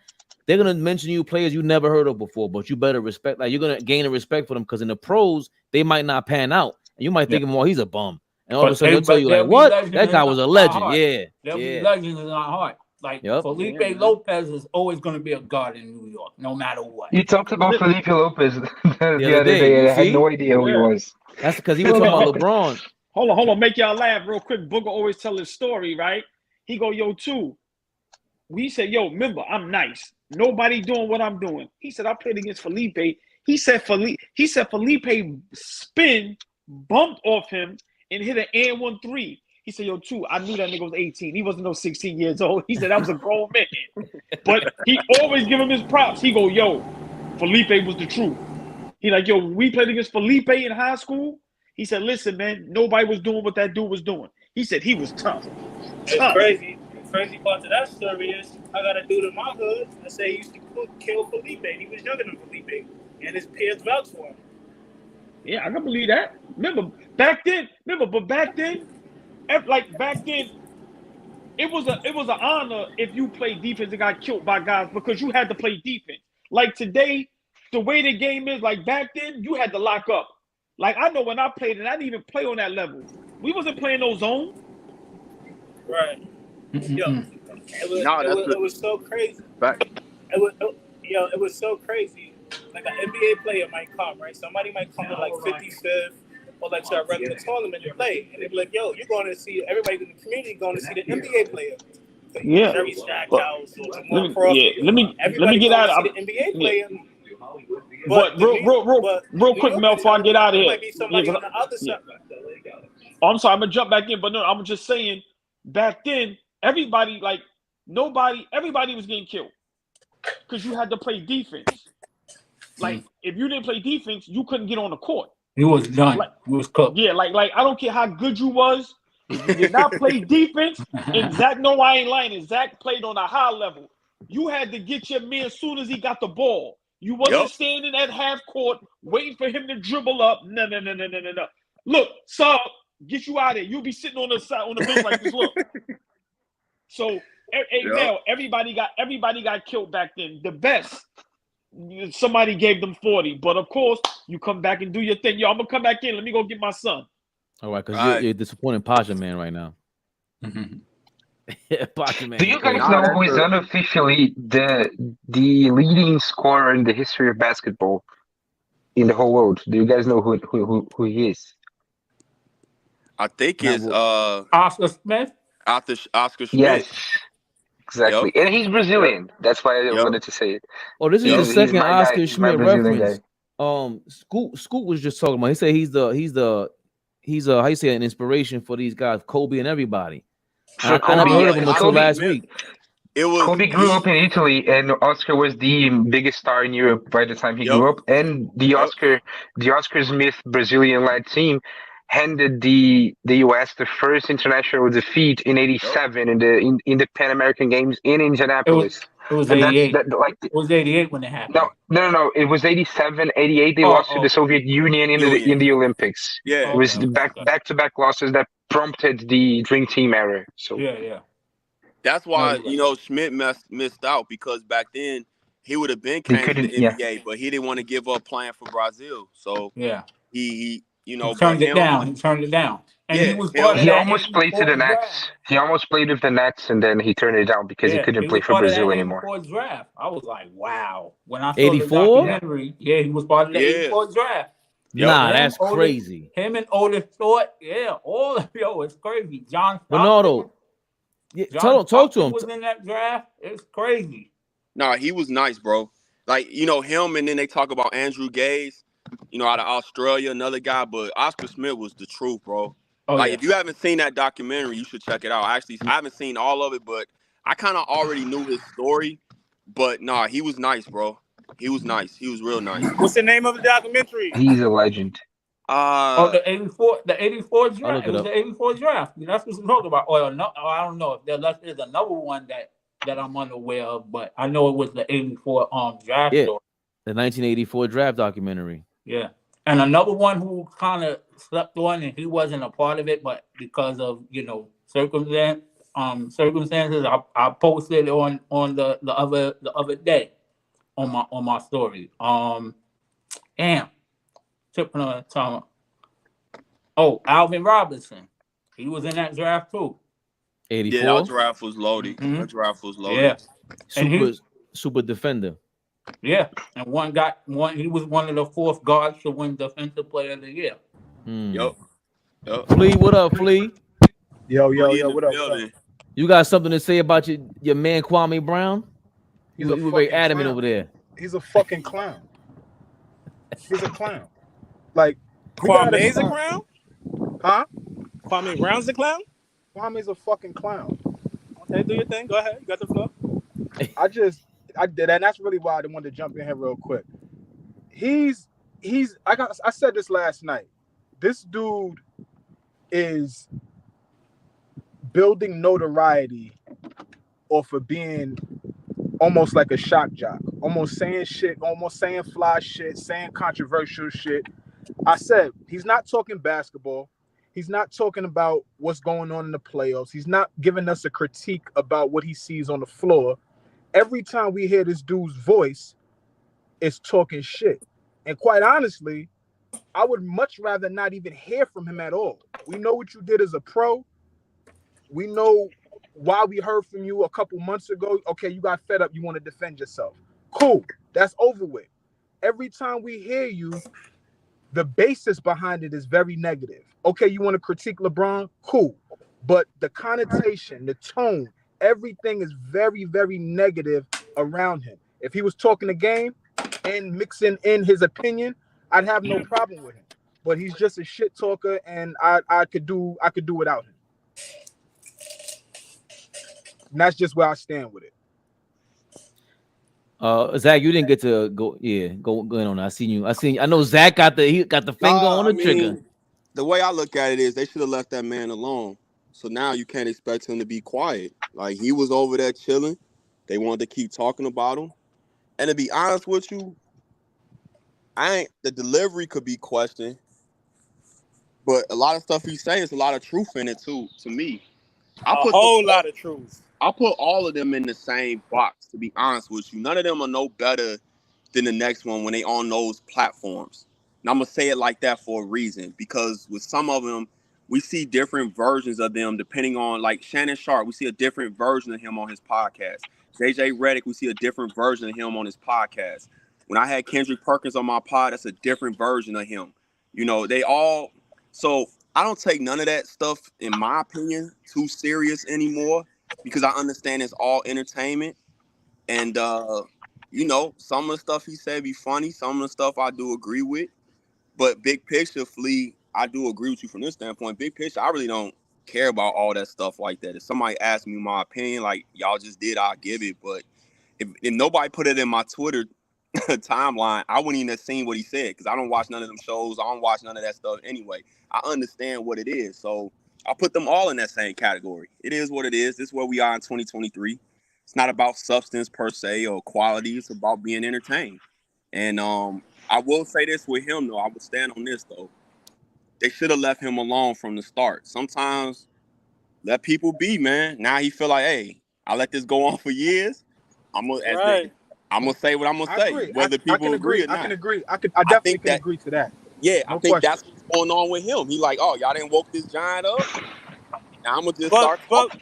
But Flea, he didn't say nothing crazy. Y'all want some of Mama's cooking? Yo, when he said that shit had me crying. Yeah, that's what I'm saying. Like, with him, he a little bit different than the rest of them because I really think he was minding his business and then he got tired of it. And now he's like, for 20 years, they talk bad about him for 20 years. He's out the league for forever. He was number one draft pick in 2021. They were still talking about the man.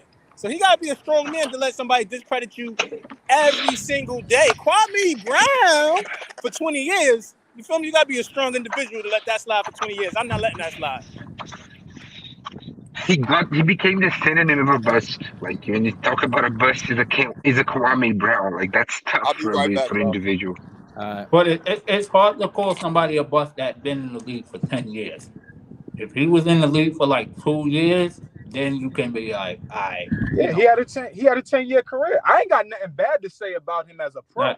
Was he one of the best pros? No. But did he make it to the top of his profession? Yeah. So I mean, after 5 years, I think you get a pension from the league. Once I think like 5 years, if I'm not mistaken. I could be wrong. I think if you play in the league like 5 years, you get a pension. Yeah, I don't know about a pension. You definitely get like health care. You get something. Nah, it ain't health care, it's pension, because that whole healthcare scam is the reason why they did that whole scheme. I don't know if y'all recall all them dudes. Yeah, Tony Allen stuff. Yeah, Tony Allen. Yeah, Tony Allen's getting 6 years. Yeah. I had Craig Smith. I had Craig Smith on my podcast, and this is before he was a part of that shit. But I asked the dude to come back on the podcast to talk about it. He's like, nah, not yet. Now you can't. But you see, I don't mind, again, me personally, I just stand on what you're saying, but don't sound ridiculous, because I think he could be considered a bust, right? But he can't. Like if you can prove it, then prove it. But to me, I look at that era as like Tyson Chandler made his way out of there, but Eddie Curry was in the same draft. All those high school players, looking back on it, we had no business. They were a little late on banning the high school players, because Dwight Howard, a lot of these guys did need college. They did need some sort of the G League. They didn't have any of that shit back then. I think he was an example, going back to what Mel said earlier, of why they didn't want the high school player in there, basically with no experience or no option, because that was wrong. Like looking back on it, how is he a bust over let's say a Sam Bowie? You were picked over these other guys, and you went to college, and there was some sort of potential there that we saw and didn't pan out. Greg Oden, okay, I can see all that, but it's like that's number one. Number two, what the hell does that have to do with LeBron James hitting the game-winning jump shot? Nothing. Like Shannon Sharpe OD'd for no reason. He got so personal. But it's not for no reason though, Fabian. Like he's being consistent. I say he's being consistent. I mean he's being consistent by standing next to this dude was about to fight Steven Adams and Dylan Brooks. Right? So like the dude is just being consistent, whether we like it or not. The dude is being consistent. He's a Bron fanatic. He shows he has no shame about it. He gonna let us know. They made it a segment for that show, and he got off. But I wish we could play the sound, like the sound from Kwame, and why we acting like he wasn't talking crazy like about LeBron. Like there was no. He wasn't, bro. As a Bronx fan, he didn't say nothing crazy. He said, "Yo, if it was Kobe, Kobe would have went to his we could say what we want. Like we talk on this platform all the time, right? What's the crazy thing he said, Fleet? I'm about to finish. And it's really not about the context, right? It's really not about the context. It's about how shit be said. We be on this and we have fun and we enjoy and we cover tons of topics. But the only time things I've ever seen go left is when niggas' tone starts to change. And you can't decipher whether a nigga is serious or not, whether a nigga wants real smoke or not. That's my point. It's like you could have your critique on Bron, but stop acting like you want to go back outside and get physical with the nigga. Let's not act like that's not how he was coming off. He was trying to. Kids are gonna go back in history and think he was the great. Like you talking shit now. You're not critiquing what happened. He is critiquing what happened. You missed the lane. He said you didn't even. He said you didn't even get a shot off. He said I played with Mike. I played with Kobe. They would have got to their spot. They would have got a fadeaway. They would have got somebody else. Bron got more game-winning jump shots than Michael Jordan and Kobe Bryant. What we got to say about that? Right, but he wasn't talking about that. No, but I'm asking us what we got to say about that. I would rather have Michael Jordan with the ball in his hands at the end of a game. Not 10 times out of 10. That's not close, bro. I don't care how many jump shots you show me. He's not creating his own jump shot at the end of a game. I think it's a fair criticism for him He's hit more jumpers to win games or in the closing seconds of games than Jordan and Kobe. There's niggas that's in there here right now that love numbers and stats. That's a fact.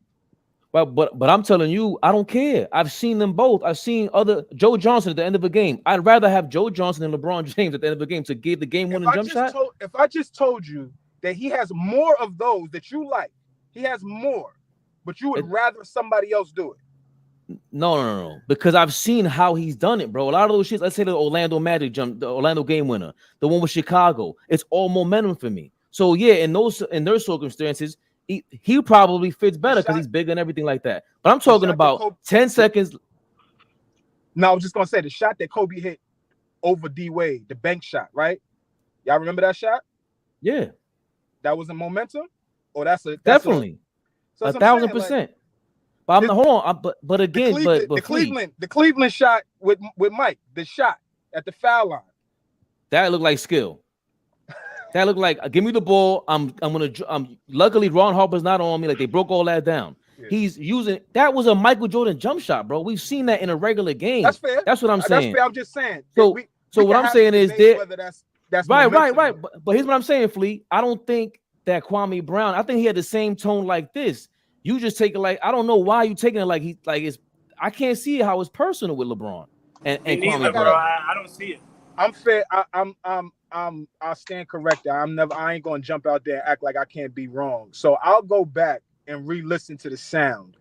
But I'm listening to how because he's always talking with a defensive tone. It's always trying to defend himself. So that's what I mean. Like, what we've never heard you talk about LeBron ever. So here's my thing, Flea. Just to really add the cherry on top. I would have never known Kwame Brown said anything unless Shannon Sharpe did all that. I gotta be real. Okay. I didn't know he said that until Shannon Sharpe responded, and then then he responded to the response. I didn't know anything about. Can I ask Mel? Mel, you there? Yeah, I'm here. Mel, you don't have any issue with the first time Kwame Brown says something publicly about LeBron is critiquing him in a moment of failure. Like he's had a 20-year career. We've never heard him say anything about LeBron James. The first time he talks about this dude, right. It's in a moment of disappointment. You don't have no problem with that. No, because everybody in America does it. Everybody. No, but he's a former. Right, but you understand niggas are still human at sometimes. They don't see this. That's 20, 30 years up. Now he's a regular fan like you and I are. He is one of the top athletes or whatever, but that was years ago. Now he's just sitting watching the game from the perspective of me and you. Damn, I was Kobe. I would have, you know. I don't think it was like a malice attack or anything like that, bro. I didn't. And I'm a Braun guy. You know I'm a Braun guy, but I didn't. Yeah, I know. That's why I said I could stand corrected. I'll go back and listen. I feel like I said it earlier when I first happened. It was valid. Like he said, like, damn, if that was Jordan, he would have got to his spot. If that was Mike, he would have got to his spot. Damn, this is your GOAT. If this is the GOAT, he ain't got no go-to move, or the game is not over. How is he the GOAT? As a Mike, I think I'm like, damn, I'm rocking with that. I think the situation we can have like three perspectives. I think one of them is arguing the clutchness of LeBron, which is an argument. The second is the fairness of the critique, given the situation, because like he was I guess a worse team. Nobody was hitting any shots for the Lakers, and he had it was a tough situation. The third thing that for me is what bothered me about the whole situation is the Shannon Sharpe response getting so personal. Like, because you can say what you want about Kwame Brown, he didn't get personal. Like he was hating in LeBron game as a player, like criticizing him and talking shit about him as a player. Shannon got like personal, and that's what bothered me a lot about the response. Like if you want, it's two things. Like the first, I said it earlier, I cannot really believe that a 54-year-old man with kids cares that much about LeBron James. Like he's doing his job. He's doing his job, right, Bernardo? Like he's doing his job. Yeah, it's kind of a character. Goes to sleep and gets mad at Kwame Brown. Like it doesn't sit well with me. And the second thing is, like, he was in some level doing what Skip did to him in the Tom Brady situation. Like saying you can talk shit because you are not Tom Brady, you are not that great, and so on. He was doing that to Kwame Brown in another level. Like he was. So I just the whole situation for me, I just don't. Right. We can sit here and discuss how clutch LeBron is for 2 hours.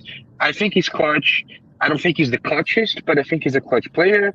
And I think that Kwame was hating, but the bottom line of the situation for me is the response was kind of ridiculous and kind of laughable from Shannon.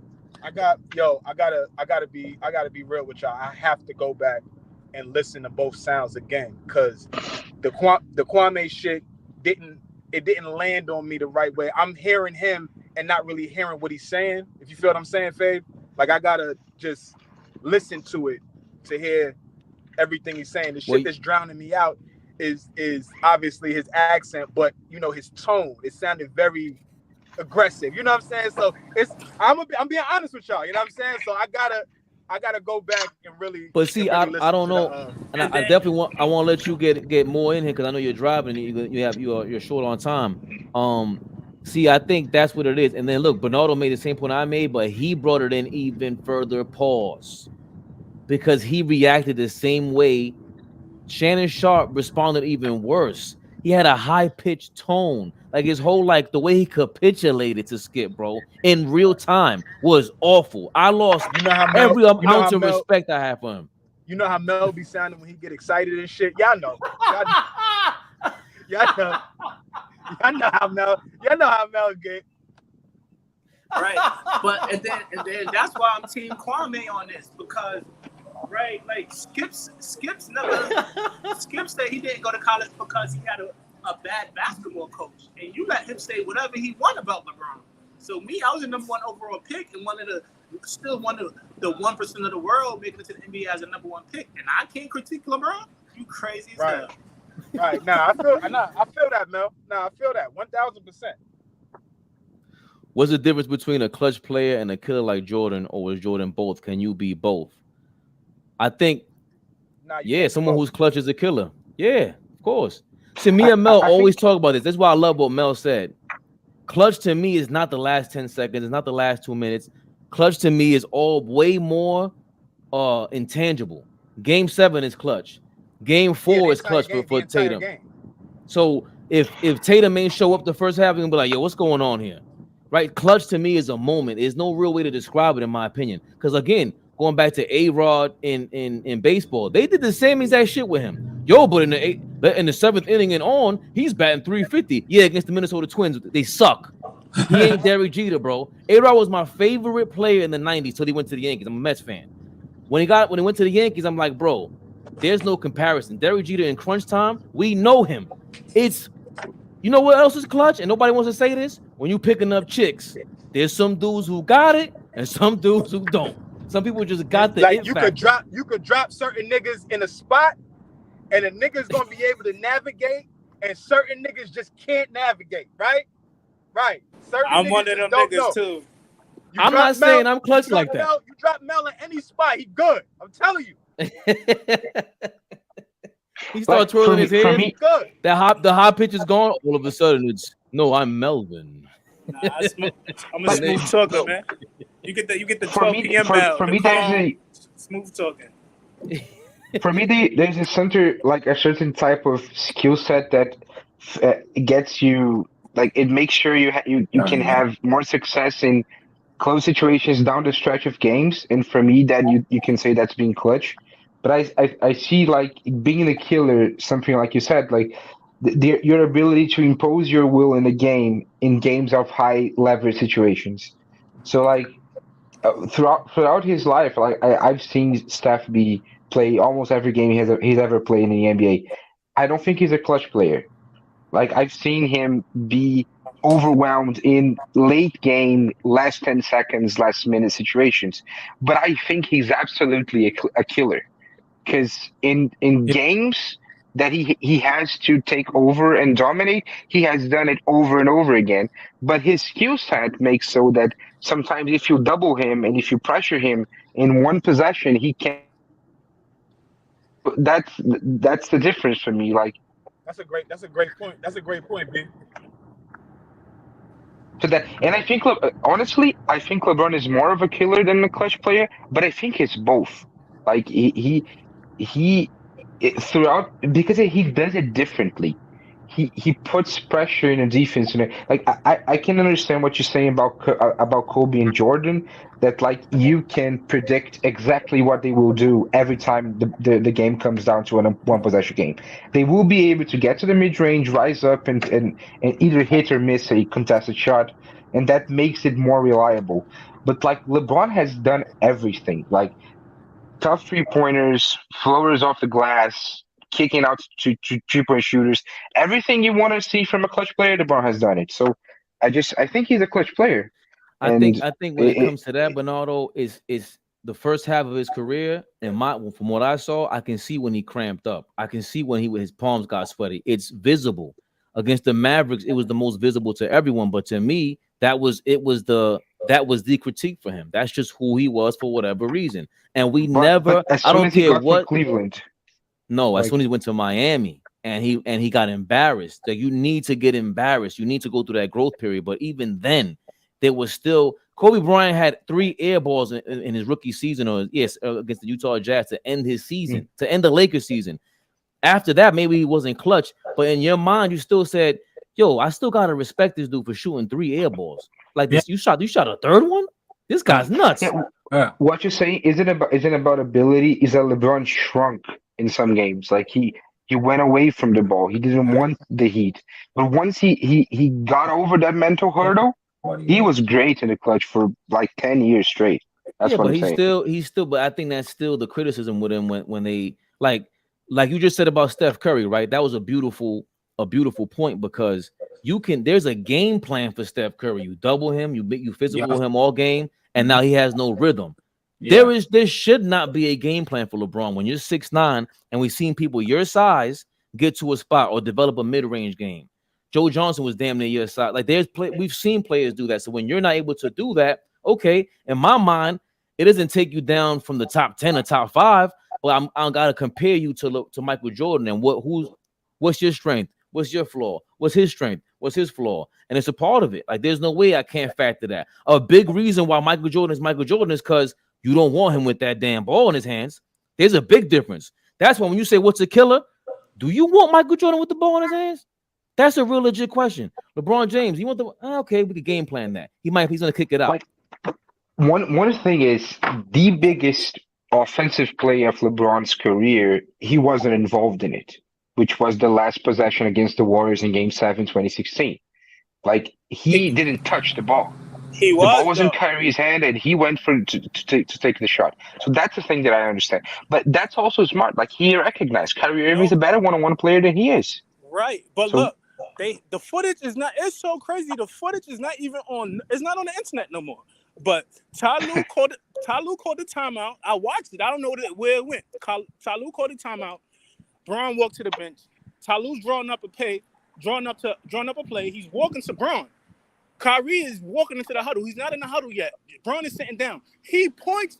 Ty Lue's drawing up the play for Braun. He points to Kyrie and said, "Nah, get Kyrie the shot." He drew up the play, and then if you go look at the footage, he sets the pick. I think it was like a back screen for J.R. Smith for Curry to get on Kyrie. Like, he set that whole shit up, bro. Right, 1,000%. he screens the screener to get to, yeah, for sure. 1,000%. But again, part of the reason that why that happens is because Kyrie can create his own shot, and we've seen him. He's a killer. Kyrie's a killer. Right. Nobody doubts that. Now, the other part to that is LeBron isn't. No, That's part of the reason why he goes he's the ball. But to know basketball on that level is just crazy, and to be one of the best basketball players and to be willing to do that is crazy. That's next level. That's out of this world genius, bro. So okay, so that's genius shit, bro. Let's say if you got Michael Jordan and Kyrie on the same team, that's a problem. Or Kobe Bryant, that might be a problem. Because they might be like, nah, I want the ball. But I might even let Kyrie get the last shot. They didn't even need a three, right? No, it was a tie game. It was 89-89. Damn, that's crazy. See, that's crazy. And the only reason why you would do that is, that's crazy. I think it's different. It might be narrative based. It might be all that shit, but I don't know, man. But let's say this year. Let's say this year. It's Joker and it's Joker and Jamal. Like, if it's a close game, Game 5, series tie 2-2, and it's a close game, it's a tie game down the stretch. Like, if you dump the ball down low to Joker, he can get doubled. He can do a lot of shit can happen. Jamal Murray is the best option in that situation. That doesn't make Joker not a killer, in my opinion. It's just that he has a guy that can do it better than he can in that situation. Look at the last game. He made 2 big shots to put them up. That 3-pointer was what I was like, damn. Once I knew he made that, I was like, I knew it was over right after that, because that's just the basketball gods on your side on that one. He's also a big man. Like, big men don't get that. They don't get that coat on their back. Like Kareem, we don't think of Kareem Abdul-Jabbar. We never say he's clutch or not clutch. We never say that. We never say Shaq. He is clutch. Kareem is like the Lakers. If you look at the Lakers, like in the finals, a bunch of possessions in late game situations, the play was give the ball to Kareem in the low block and let him shoot a sky hoop and get fouled. Like, he was but it's still not. It's still not a thing with it's not like Jordan versus LeBron. There's no real knock on Kareem if he ever came up. I don't remember the game 1981 and game 6, Kareem fucked up. We don't ever say that shit. We just, because when you're on the perimeter, I believe there's a different responsibility, or as a fan, that's us doing dumb shit as usual. And we just have to pick, split hairs. I see Zach. I see you want in on this. You want in on this? No, because I think, I think I made a decent podcast explaining this, and I think what people don't understand that are LeBron fans, and I took it from I'm a Jordan guy, but I respect who LeBron is. I think what LeBron fans don't understand, and it's people always want to point out the game-winning shots that he had, and that's not the point. The point is he's not known for like taking the ball and going to score. It's the approach. And when you look at the NBA, fair or unfair, we put superstars, especially to your point, Fabian, guards and wings in a certain box. Mm-hmm. And usually they want that superstar, guard and wing to take your heart scoring. It is what it is. Like, that's just, and I even use my playing experience, like as a player.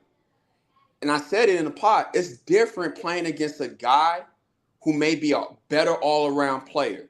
Like, everybody in the gym respects that guy. Nobody's saying he's trash, can't hoop. He might even be the first pick in the gym.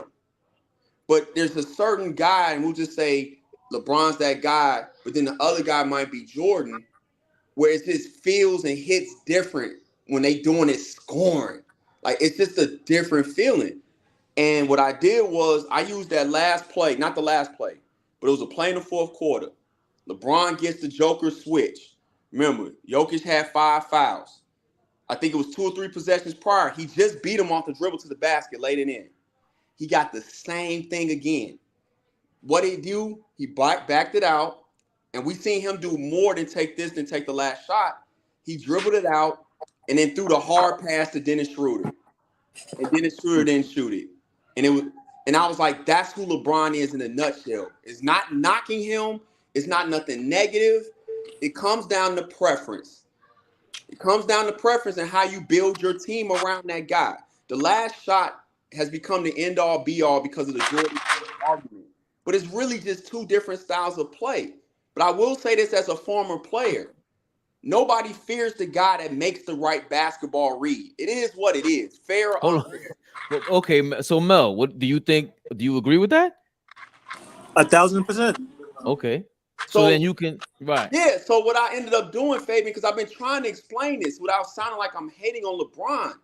It's just 2 totally different approaches. Yo, did you hear what Flea said? What?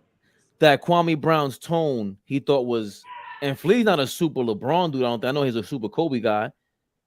But I knew it was his tone. I knew it was his tone because if you listen to what he's saying past the country accent, the tone, nothing he's saying, if you flip some words around so it doesn't sound so harsh, nothing he's saying is really bad. I'm tired of the killer instinct part because he's accomplished too much. That's really not what we're talking about. We're talking about styles of play.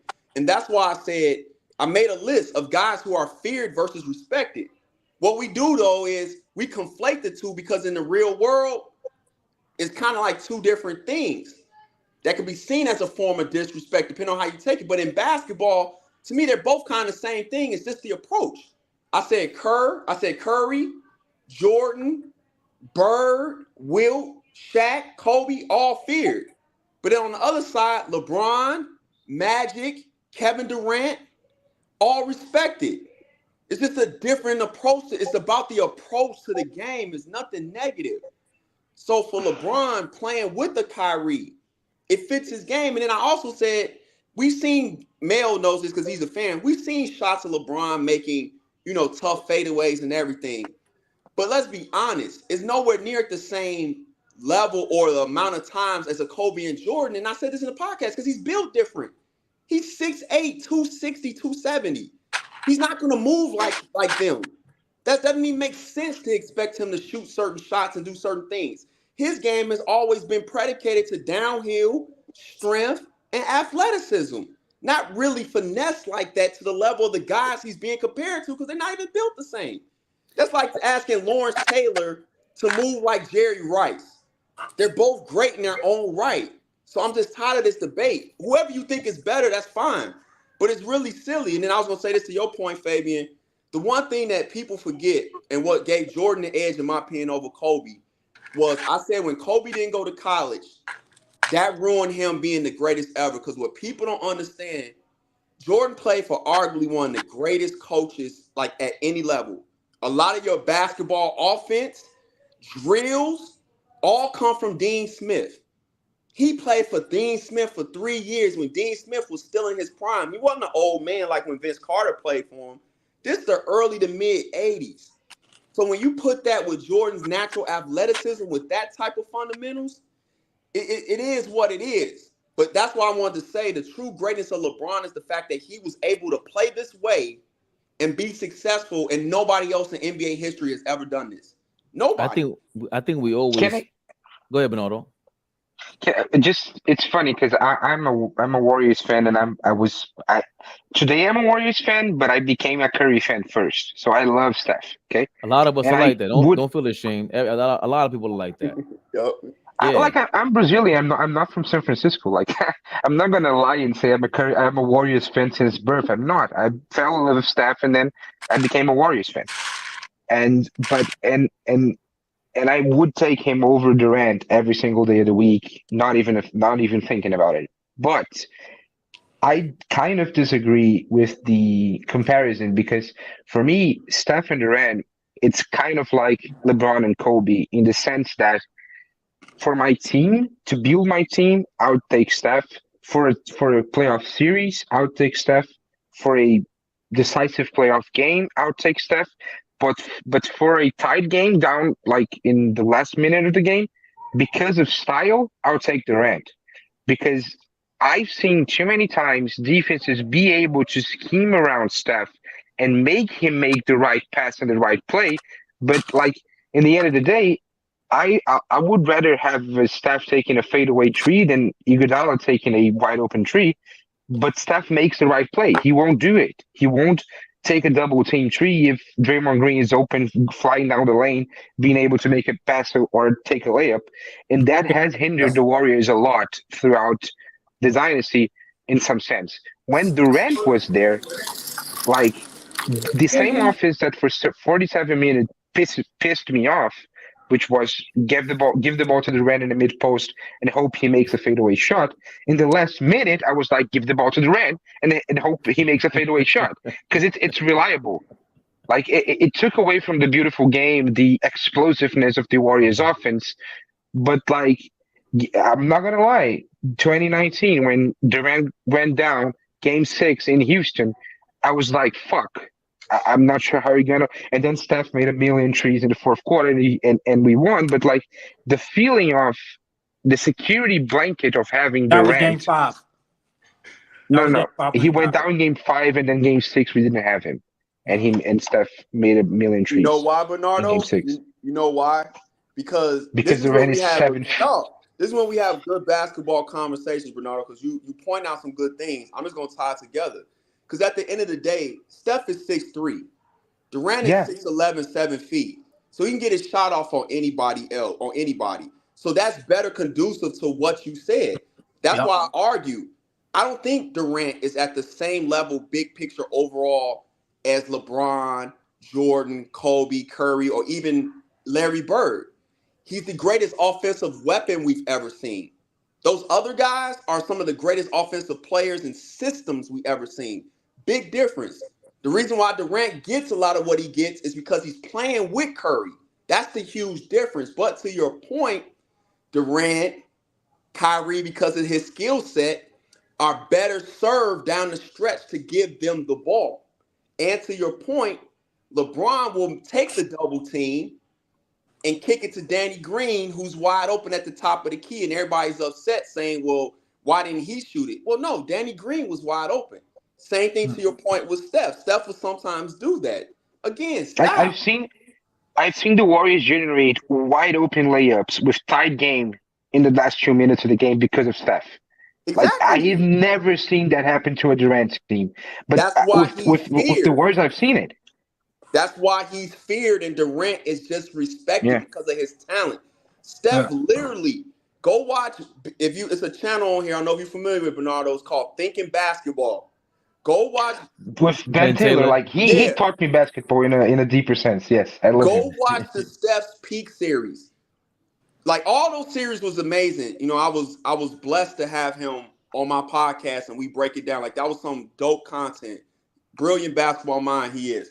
But the way he's breaking it down with Steph about the gravity and what Steph shoots on open threes is almost better than wide open layups. Like it's insane. Like it's just so people got to understand you could have your favorite players, but we really want to have a basketball conversation how it all fits. Certain guys are just going to be just better at certain things because of what their skill set is. There was a play that I will never forget in my life. It was a regular season game against the Clippers in 2016. And the Warriors were down big, and then they came back and won the game. And there was a play down the stretch where Steph was being doubled, and he was the inbounder. Like he was inbounding the ball, and he was being doubled. Double teaming him. Yeah, that is nuts. And Iggy got a wide open layup, like a dunk, with 1 minute left, the up three, and Iggy got a wide open layup because the Clippers was like, "What the fuck are we going to do with Steph?" And It's 100%. And thinking basketball give me the perspective of like Steph is one of the greatest playmakers in the history of the sport, even though it doesn't get as many assists because of the despair that he gets in the defense. But I think that's the perfect distinction. No, I agree. And like when you look at the famous Steve Kerr shot on I think it was the '97 finals, I think. The Bulls, like like Jordan basically got one of the greatest shooters ever in terms of percentage, a free throw in the last minute of the game because of the fear he put in the defense. And that's crazy. Yeah, that's exactly insane. why Steph Curry's in my top 5 for me. Reasons like that. They say he's not a point guard. All the stuff he's done, and you see it's just like, yo, this is magical. This is not regular, bro. And then the game this year was impressive against the Clippers. When they was down, he scored I think 20-something in the quarter. Ronaldo, did you see that one? In Staples, yeah, I mean in crypto where he scored 50, you mean? Yeah, when he scored 50, that was impressive. Yeah. I was gonna go to that game too. I was mad. Hey man, you know me, I'm a point guard, and Curry's the first person that made me like, is gravity really an assist?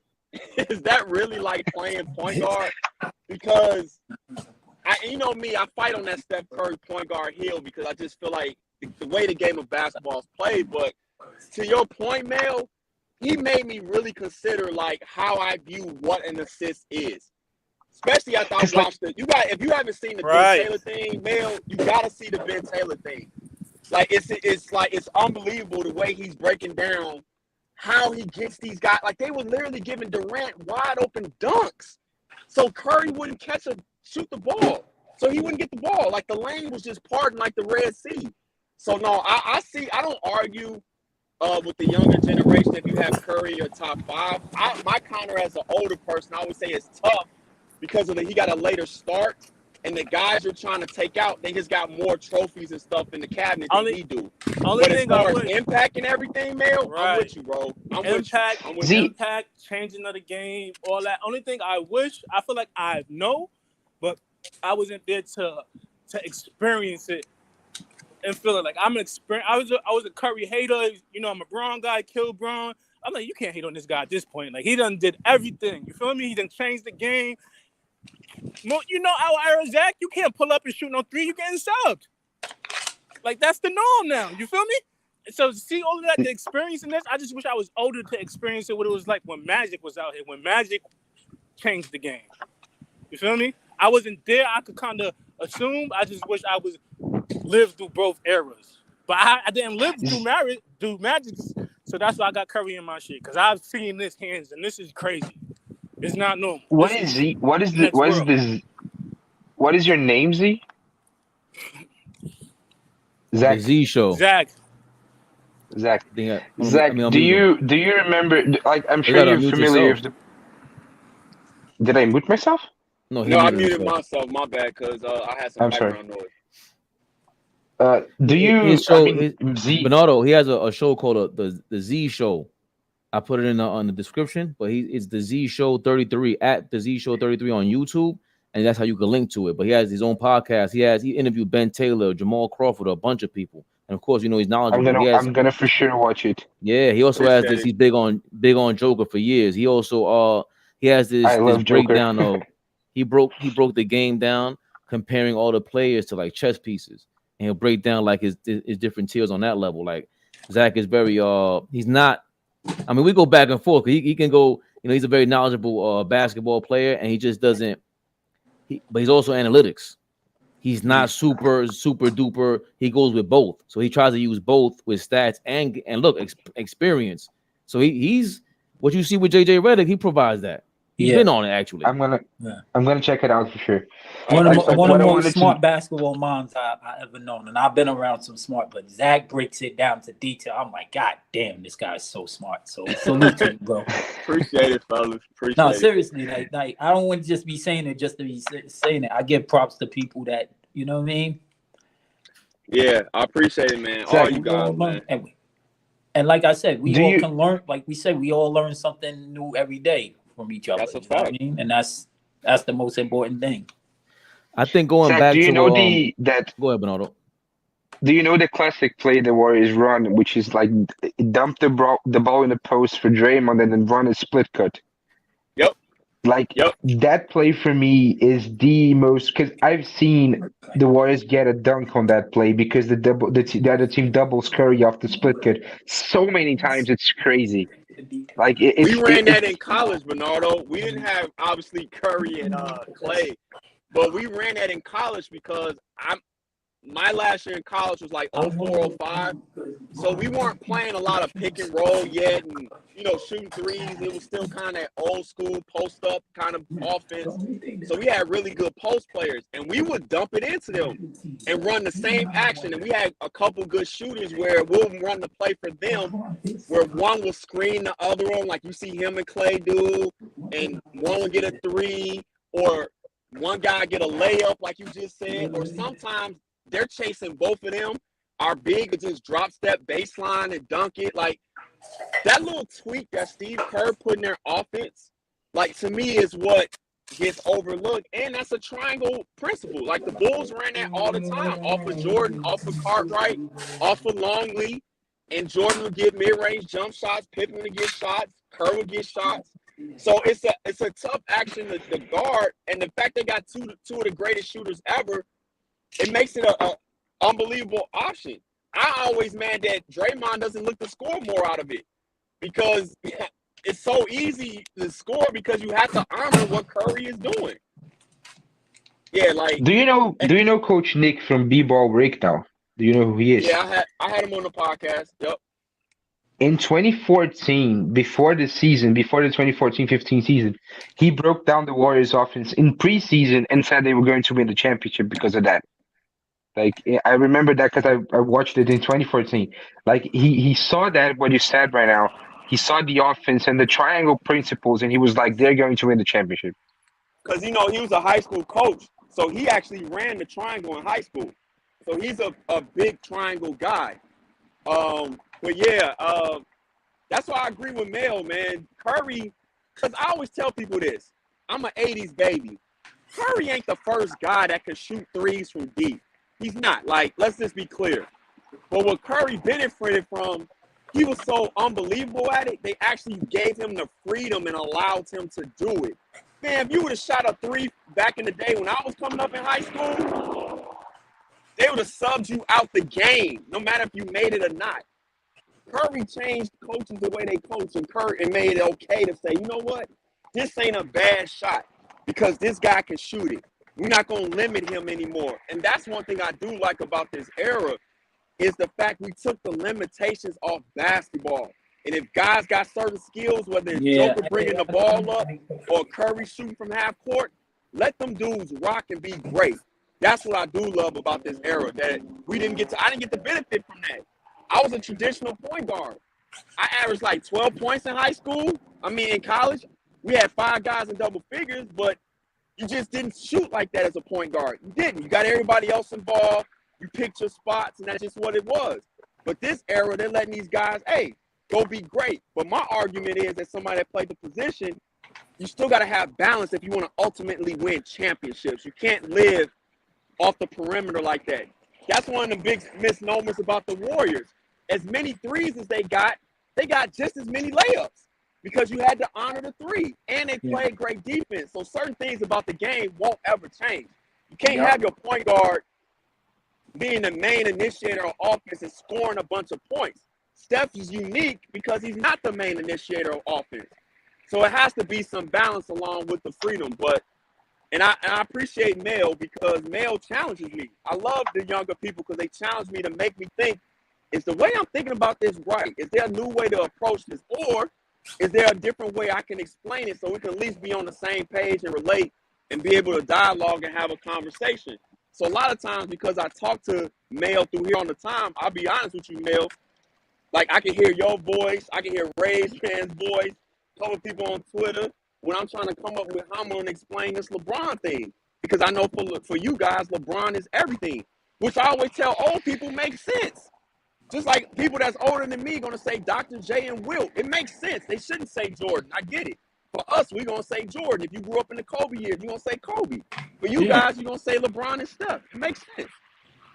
And I want to bring it back to what Bernardo said I'm about earlier to get because this food real quick. all right, what Bernardo said earlier because he started off as a fan, but yeah, he's still able to see. All right, I'd rather have Durant at the end of a game.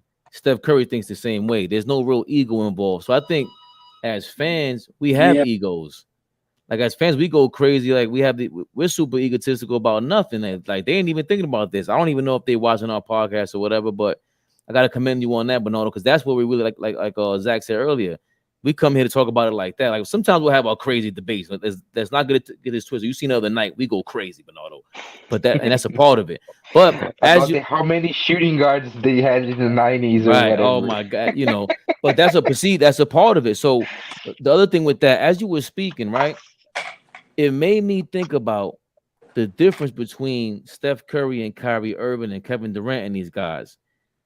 For me, it feels like Steph Curry is more momentum and rhythm more than anything else. His dribbling is rhythm. Kyrie, yes, it is rhythm for him to have all that, but he's all reactionary. I think Kyrie can shoot. He can create more space. He can create space better than Steph Curry. His reaction is way too crazy.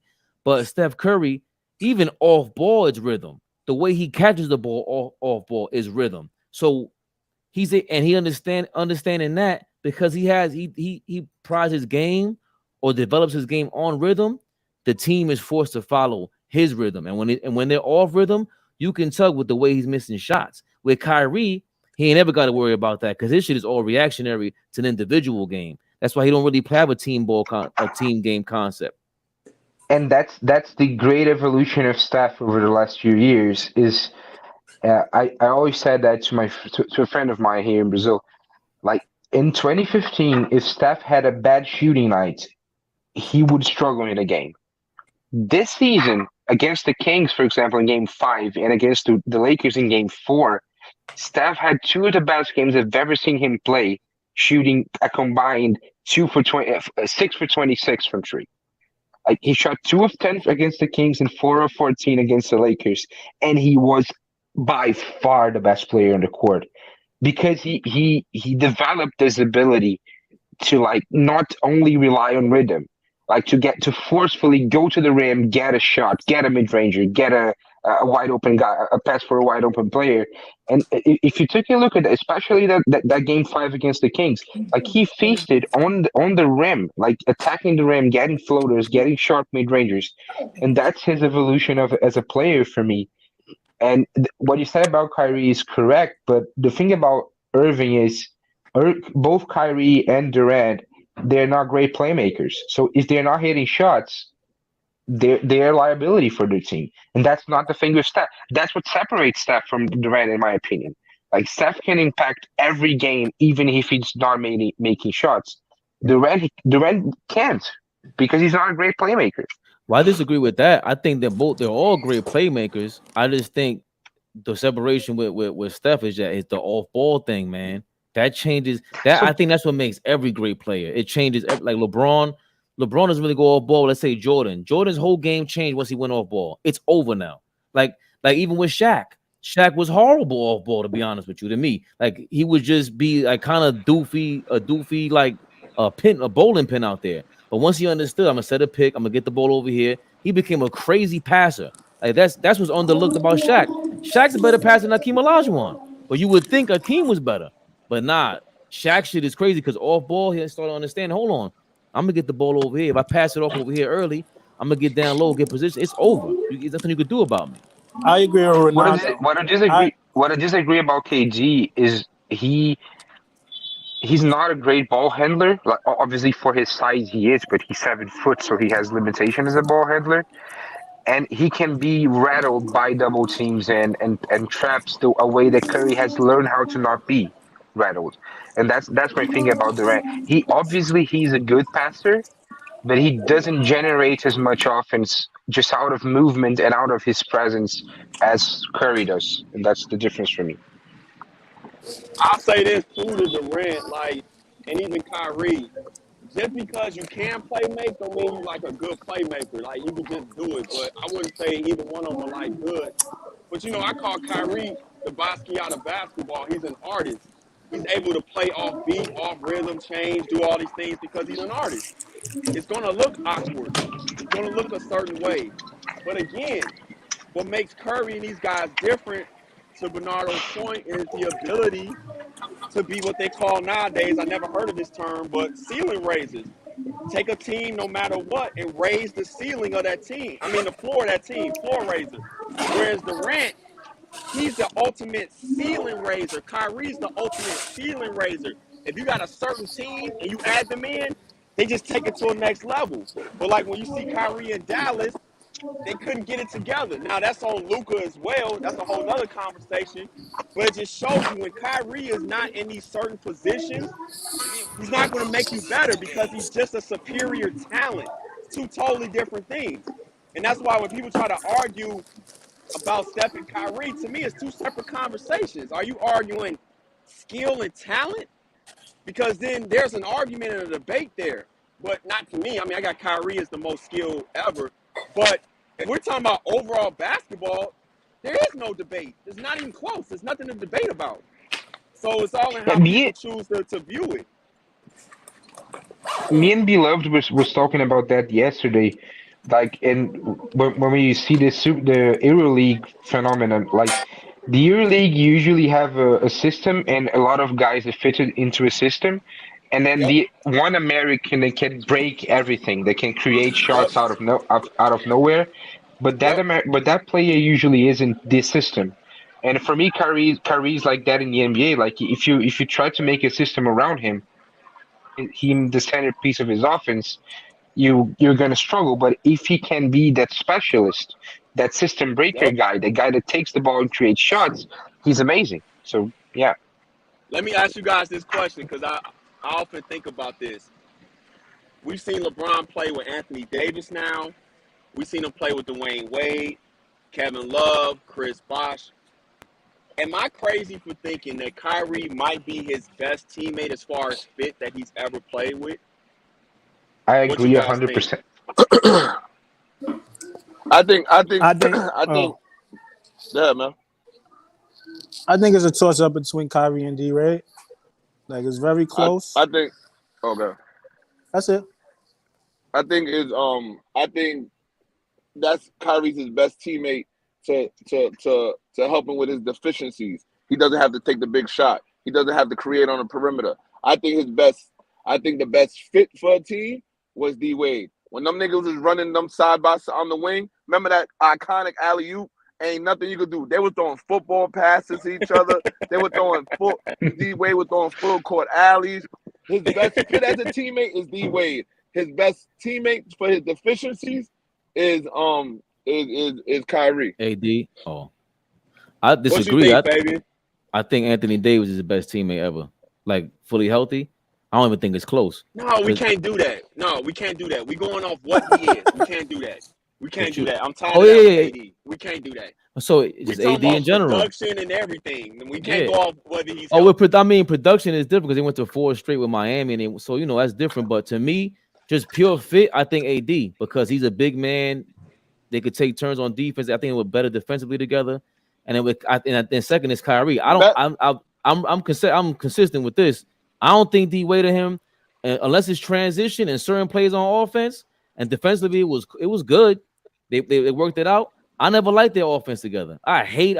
Mel knows this. I say it every day. I hated that offense. It's stagnant, bro. Like when they pull the numbers on. I don't even know about these numbers. I didn't know the numbers before they even told me about it. When D Wade sat down, their offense got even better because they did that 1-4 flat you guys be talking about. But I just never. It was always stagnant to me. I hated them on offense unless it was transition. Might have been the best transition we've seen in history of the NBA. That's the best transition offense we've ever seen in league history in my mind. But I mean, it's right up there with the Showtime Lakers for sure. Man. Yeah. Sure. But him and Kyrie was dope. You don't think defensively, if Braun don't guard me, I got D Wade guarding me? You don't think that's a superior perimeter defense? How many first team and second team defensive plays D Wade made? I know got to be in the 5s. And he made more than LeBron for sure. and he got the most Come on, blocks that's in crazy. he got the most blocks in history for a Nah, 2 guard. Yeah, if I'm Danny Granger, I'm like, why? I don't want to play. If he don't guard me, this nigga guarding me. I don't want to play. Hell no. I think defensively, them niggas is a problem. I think AD's Defensively, scarier. them niggas is a problem. Hell no. You know Hell what? no. I'll say Hell this no. though, Fabian, because I feel like we're going off again. What AD's potential is. If we look at productivity, you can make an argument and don't sound crazy that actually Chris Bosh was better as a 4 along LeBron than AD was. You can almost argue that because he stretched the floor, he can guard, he got big rebounds, and he was healthy. Like, most importantly, he was on the court. And he hit a lot of big shots. Chris Bosh was hitting big shots. So let me ask you this, and maybe I know if it's hypothetical, but if LeBron is 28 years old, 29 years old, who would you rather have him side by side with, D Wade, AD, or Kyrie? AD still wouldn't have been available like that. He was still getting hurt, still in and out. Yeah, for me, AD is off the table because at this point, I got to go off the lack of just being available. For me, it'll be a coin flip between Kyrie and D Wade, but I think I might settle on Kyrie because to me they fit each other so perfect, man. Because you can get enough defensive stops by building a certain type of team around him, but with Kyrie taking the ball like that, and we don't have to run no offense. Think about it. The offense around LeBron is LeBron. That's the offense. So it's a lot of back cuts. That's why Wade fit well. It's a lot of catching the ball and then go make a play type of thing. It wasn't the offense going to make this play for you to get a shot. That's why Kyrie and Wade fit so perfectly alongside him. But I might have to give the edge to Kyrie now that I talk Right, about like letting Kyrie come down, dance, go ISO a few times. That was really great offense for them. It was.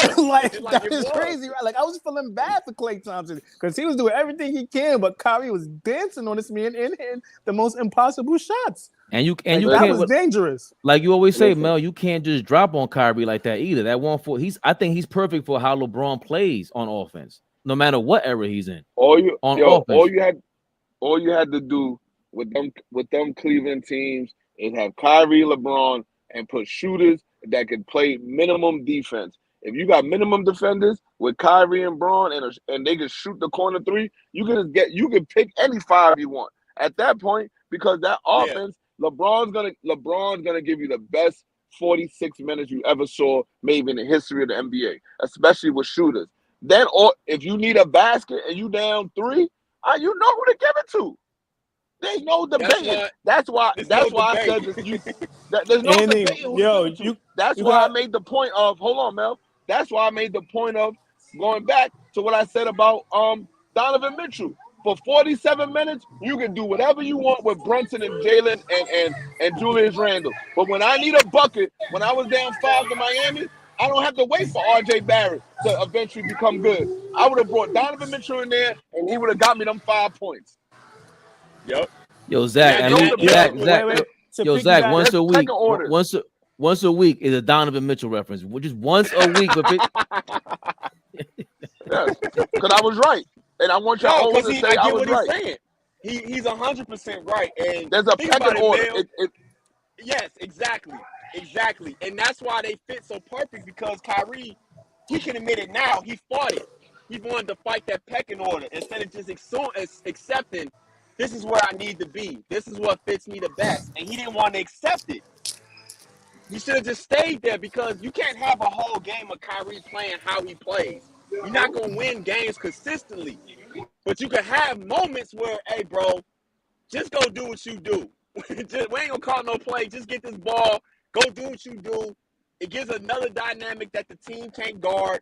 It's like going from in football, a power running back to now somebody that want to dance around and be quick. Like it's a complete shift of pace.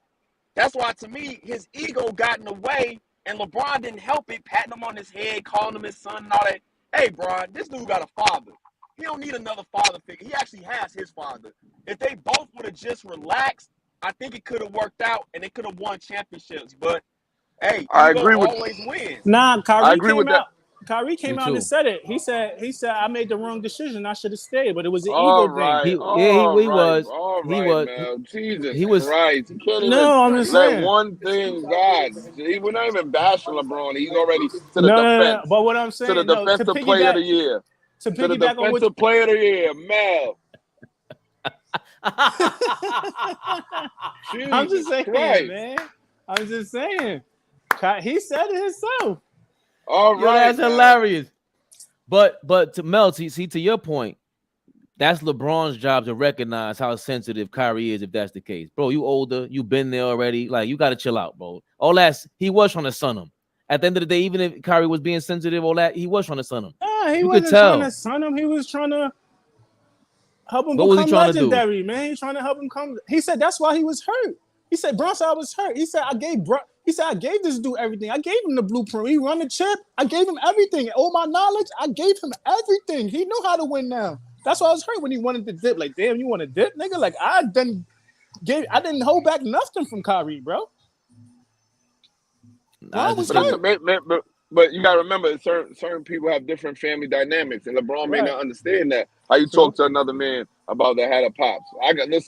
That's why I'm unapologetic. Like besides the world is flat, I'm unapologetically a Kyrie supporter on a lot of things. Me too. And I can tell you why, because the way we can relate to things he says and how he feels about certain things, because we were raised by our fathers. Right. And that's why I always relate to Kyrie. But back to real quick, the change of pace that he said, that's right. Because if you look at the success, when we had Tony Pollard and Ezekiel Elliott, that change of pace was good. So I can relate, Z, the future 2023 Super Bowl winning team, Dallas Cowboys. Yeah, Fave, the stars over here. Say it again. I'm sorry. You were kind of breaking up. I didn't hear that last part. 2023 Dallas Cowboys. Yeah, the Super Bowl winning Dallas Cowboys. You a Cowboy fan? Die hard Cowboy fan. What? Who's your team? All right, the stars over here, baby. I ride that 5 like I'm Astro Star. How the hell are you a Jerry Jones fan and a Kyrie fan? Isn't that like hypocritical? Did you see the picture, bro? Nope. You know why that's not hypocritical? Because I'm a logical thinker. I'm not a woman. I don't think logically. I'm a logical thinker. So I know. First of all, we gonna have pause. We gonna have beef for the whole football season. I can't wait for this. We gonna have beef the whole football season. It's straight red and blue over here, dog. Kidding me? You haven't beat us in 5 seasons. Don't matter. When's the last time y'all won Super Bowl? Yo, Mel, you heard what he just said? So they make fun of you to say when it don't matter, but he just said don't matter. I just said you haven't been here in 5 seasons, and he said it don't matter. But by the way, him and old boy be saying some crazy stuff. Listen, Mel, next time they say to you, you can't say it don't matter, pull this up. 3 hours, 13 seconds, pull that up. Because Fabian better not crack a smile. It don't matter. That's the first time I could ever say that about anyone on my team, by the way. The Giants. That was the last time we won. Dead ass, bro. I'm a Knicks fan, Mets fan, and a Giants fan. But yeah, I think we were where were we going with that? With Kyrie? I was in the BX when he got drafted and everything. I always say the same story. So everyone that was out there, they knew him. I was right by Mitchell's projects and everything. So, I get it. I just think he was young, and I just think he's a little out there. He just got a. I like when he speaks though, bro. I like when Kyrie speaking his mind. Like I said, I got Nick Friedel. He's a Brooklyn Nets reporter. They antagonized him. They kind of pigeonholed. They cornered what he wanted to say. You know what I'm saying? There was no need to antagonize a Kyrie Irving like that. When he speaks his mind and he's very fluid and he doesn't feel defensive. I love when Kyrie Irving is speaking, bro. But then when he gets defensive and he feels like the world is against him, that's when it's like, bro, you gotta chill out. I don't know what it is, but right now you ain't in that zone. You ain't in your bag. Just get out of the limelight. Get off social media. They don't deserve your time right now, bro. He's not a stupid dude. Where you going? That kid is.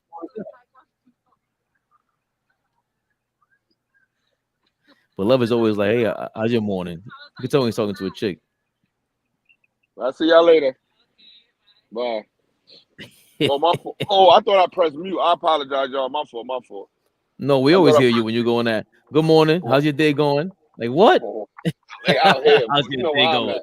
They out here, yo. These a nice day, and it's about to be the end of the month. They ready to go spend them crab leg money. Where you going to? To co-op city? What you call it to Orchard Beach? Sequel C. Nah. I'm coming back to the east side. I remember I was on the west side. I He just got said back to the crab north. leg money. I had to come off mute on that one, man.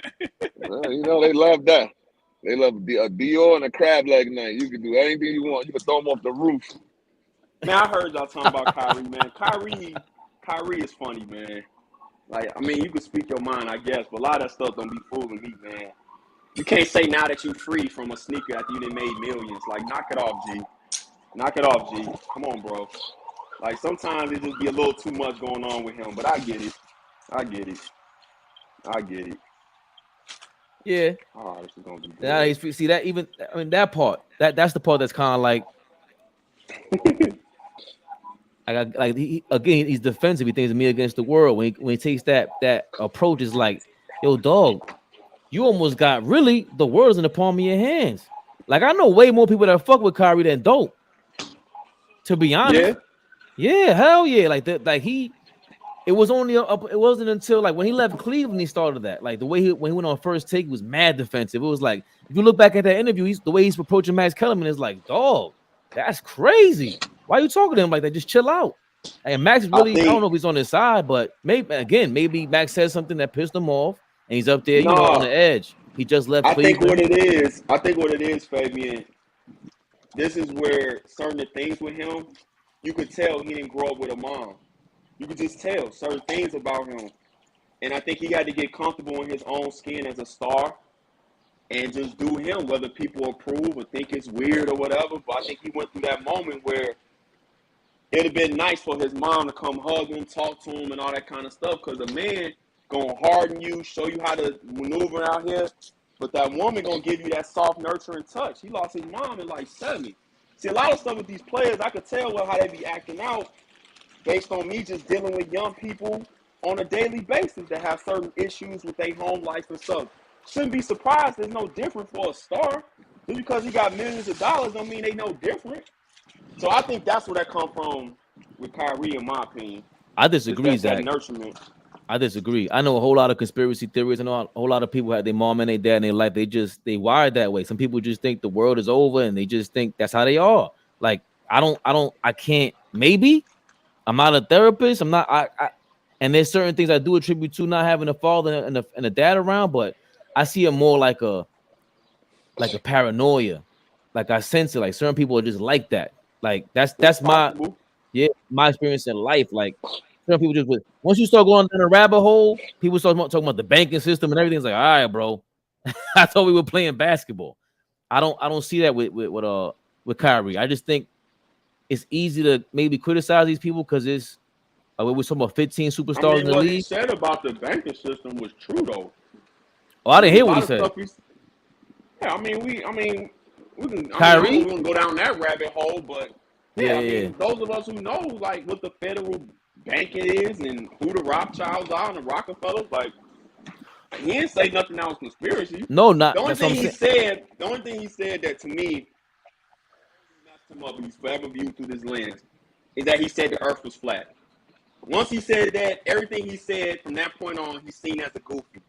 And certain things in life, not just Earth is flat stuff, but certain things in life, you just need to keep to yourself. Like, you know it to be true. People you talk to in your circle know it to be true. As y'all say in New York, where 5% are from, you do the knowledge, you know all that. Certain things are not for everybody's public consumption. Certain things you just keep to yourself. But he got up there and wanted to talk and appear smart. And sometimes you got to deal with that. I really believe that's what it is. Yo, you know what's crazy? Switch the subject real quick. Me too. I just hopped on the internet and just seen this. John Morant new colorway sneaker just sold out. Oh, it's the first day Nike put it back up. No shit just sold out. I thought they were taking it, so they took the advertising off? No, they took it down. They took the sneaker ad down, and last night at midnight, they put it back up, and it sold out like 5 hours right now. Yeah, that's what I'm reading right now. This shit crazy. But they got rid of Kyrie. Let me tell you something, man. That's the part where I'm telling you. You know why? Because certain people. Let me say something real quick. Let me say something real quick, because I know you may say don't say the J word, but let me tell you something. They are marketing kings. They know people will support negative before positive any day. So you can lose that right in the rap industry like the way it is. They know people are going to support negative more than positive. You could say the system is holding John Morant back. So what? He got guns, this and that. They know people will support that before some knowledge and truth. Hey, beloved, real quick before I leave up, roll out because I'm about to eat my food. Look at how funny this is in full circle. Kyrie loses his deal for what he said. Kanye loses his Adidas deal. They can't sell the sneakers, so they decide to come back and do it anyway. And now they saying Kyrie is in talks with Puma or Adidas to get a shoe. Like, you can't even make this stuff up. So it's like, what are we really upset about? It's all one big game. It's all one big game. And then when everybody get outraged, they let it calm down, check the temperature of this person, because at the end of the day, his shoe moves numbers. He moves numbers. He moves numbers. It's hilarious. Like, you just dropped Kanye for allegedly the same thing, even though his verbiage was a lot more visceral. But in theory, technically the same thing with what you accused him for, right? Whether we agree or not, that's what they said. And now, why was you Adidas? Why are you even negotiating with him, knowing if you really stand on that? It don't even make sense. Knowledge with some understanding. Yeah. Listen, man, I don't think. Peace to y'all, brothers, man. I'm about to enjoy this food with the wifey, man. Peace. Y'all enjoy y'all weekend, man. Be safe, man. You as well. Likewise. I'll be at every. I'm gonna be Z. I'm gonna be Z. I'll be at every hood barbecue on the east side. I don't know what you talking about. I'm looking for the tramps. Yeah. Peace. That's because y'all in New York. New York different. I ain't messing with no hood barbecues in Chicago. I'm good. Y'all go ahead and do that for me. I'm good. All right. I sure will, brother. I sure will. Beloved out here. I think the thing with Kyrie was crazy, man. But I don't mind talking about that stuff. I just think we got flagged the other day, beloved. We were having a conversation. I'm out of here. No. You got flagged. Not me. No, see, you already tried to put me in there. That's crazy, man. For saying what? For saying what? Nothing. I get off right now. I get off now, man. Yeah, nothing. I warned them 6 times that, if you say it again, I'm leaving. And I had to leave. He did. So I know I didn't get flagged. You got flagged. Yeah, it wasn't even on YouTube. It was on Facebook. You know why, Mel? Because he thought he was a liberal Democrat. He could say what he wants. That's why he got flagged. He thought, I don't. The late night talk. Okay. Yeah, see, but he'll go all that shit I don't understand. Liberal, this and like that's when I get caught up like this. I don't know nothing about nothing, bro. I'm not none of that. That just sounds like that's all gang talk. But to me, it was gang talk. That's why I got out of there. I didn't Mel. I just stay around 1 second for that. I know how they work. They don't gotta listen. You only gotta show me one time. I learned the stove is hot, it's on. That's it. I learned one time. Yeah, I ain't gotta touch it. So yeah, but I think they set him up like he set himself. That's why I think Kyrie talks too much. Like he got defensive. That's all. Like when they asked him about it, he shouldn't have said shit. He should say, I didn't even watch the movie. I'm just talking about this part of the movie. They kind of set him up for all that shit. So that was whack. Because he didn't say anything. He didn't say I believe in that. You know what I'm saying? So I got love for Kyrie. He just gotta, chill out a little bit. You heading back up top though, beloved? Huh? You head to the east side, you said? Yeah, it was on 116 on the west. So by Lennox. Okay. Yeah, between Lennox and 7th. And now I'm in front of I'm in my hood now, in front of Ricardo, looking for parking. On 16, little Africa, 16. Yeah, that's what I said. Remember, I said I'm a double park on the African side. Okay.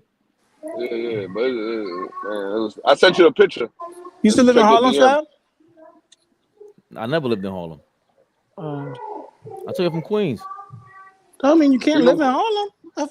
I lived uptown in the Bronx before. I never lived in Harlem. Where? Yeah, in the hood on 141st and Cypress. Oh shit! Right. Yeah, that's by Cortland Ave. That's by Cortland and all that. Nah. Cortland's way further up. Yeah, that's all. Yeah, because the projects. There's no project. You by Patterson? Nah, I think Patterson's by Brook Avenue. You know where Mitchell's projects is at? Yeah. Right over the bridge. I know Mitchell's. further up from there. I used to, but that's 138, and then you have 141st and Cypress. By Brook, everybody in the Bronx, you say you live on Cypress, they're like by Brook Avenue. I ain't going over there. And that's Bronx dudes telling you that.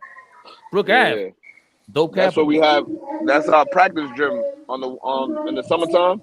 Mitchell's on Saturday and Sundays.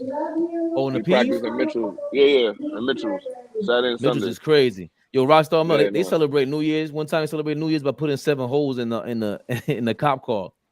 Crazy. What? Yeah, Mitchell's is Nah, crazy. that's That's a nuts. Bronx. Nah, But like yo, yeah, the cause BX is sometimes like wild. in the if we got practice in the afternoon, my man that's from there, he got to go get certain players nowadays. Cause you know how that Instagram, that beef be, and they can't go to this project and they can't go nowhere. So we got to go outside and get our players sometimes. Cause them, they be ready. They be on site. These Nah, little that's kids is crazy. wild nowadays. Yeah, that's corny.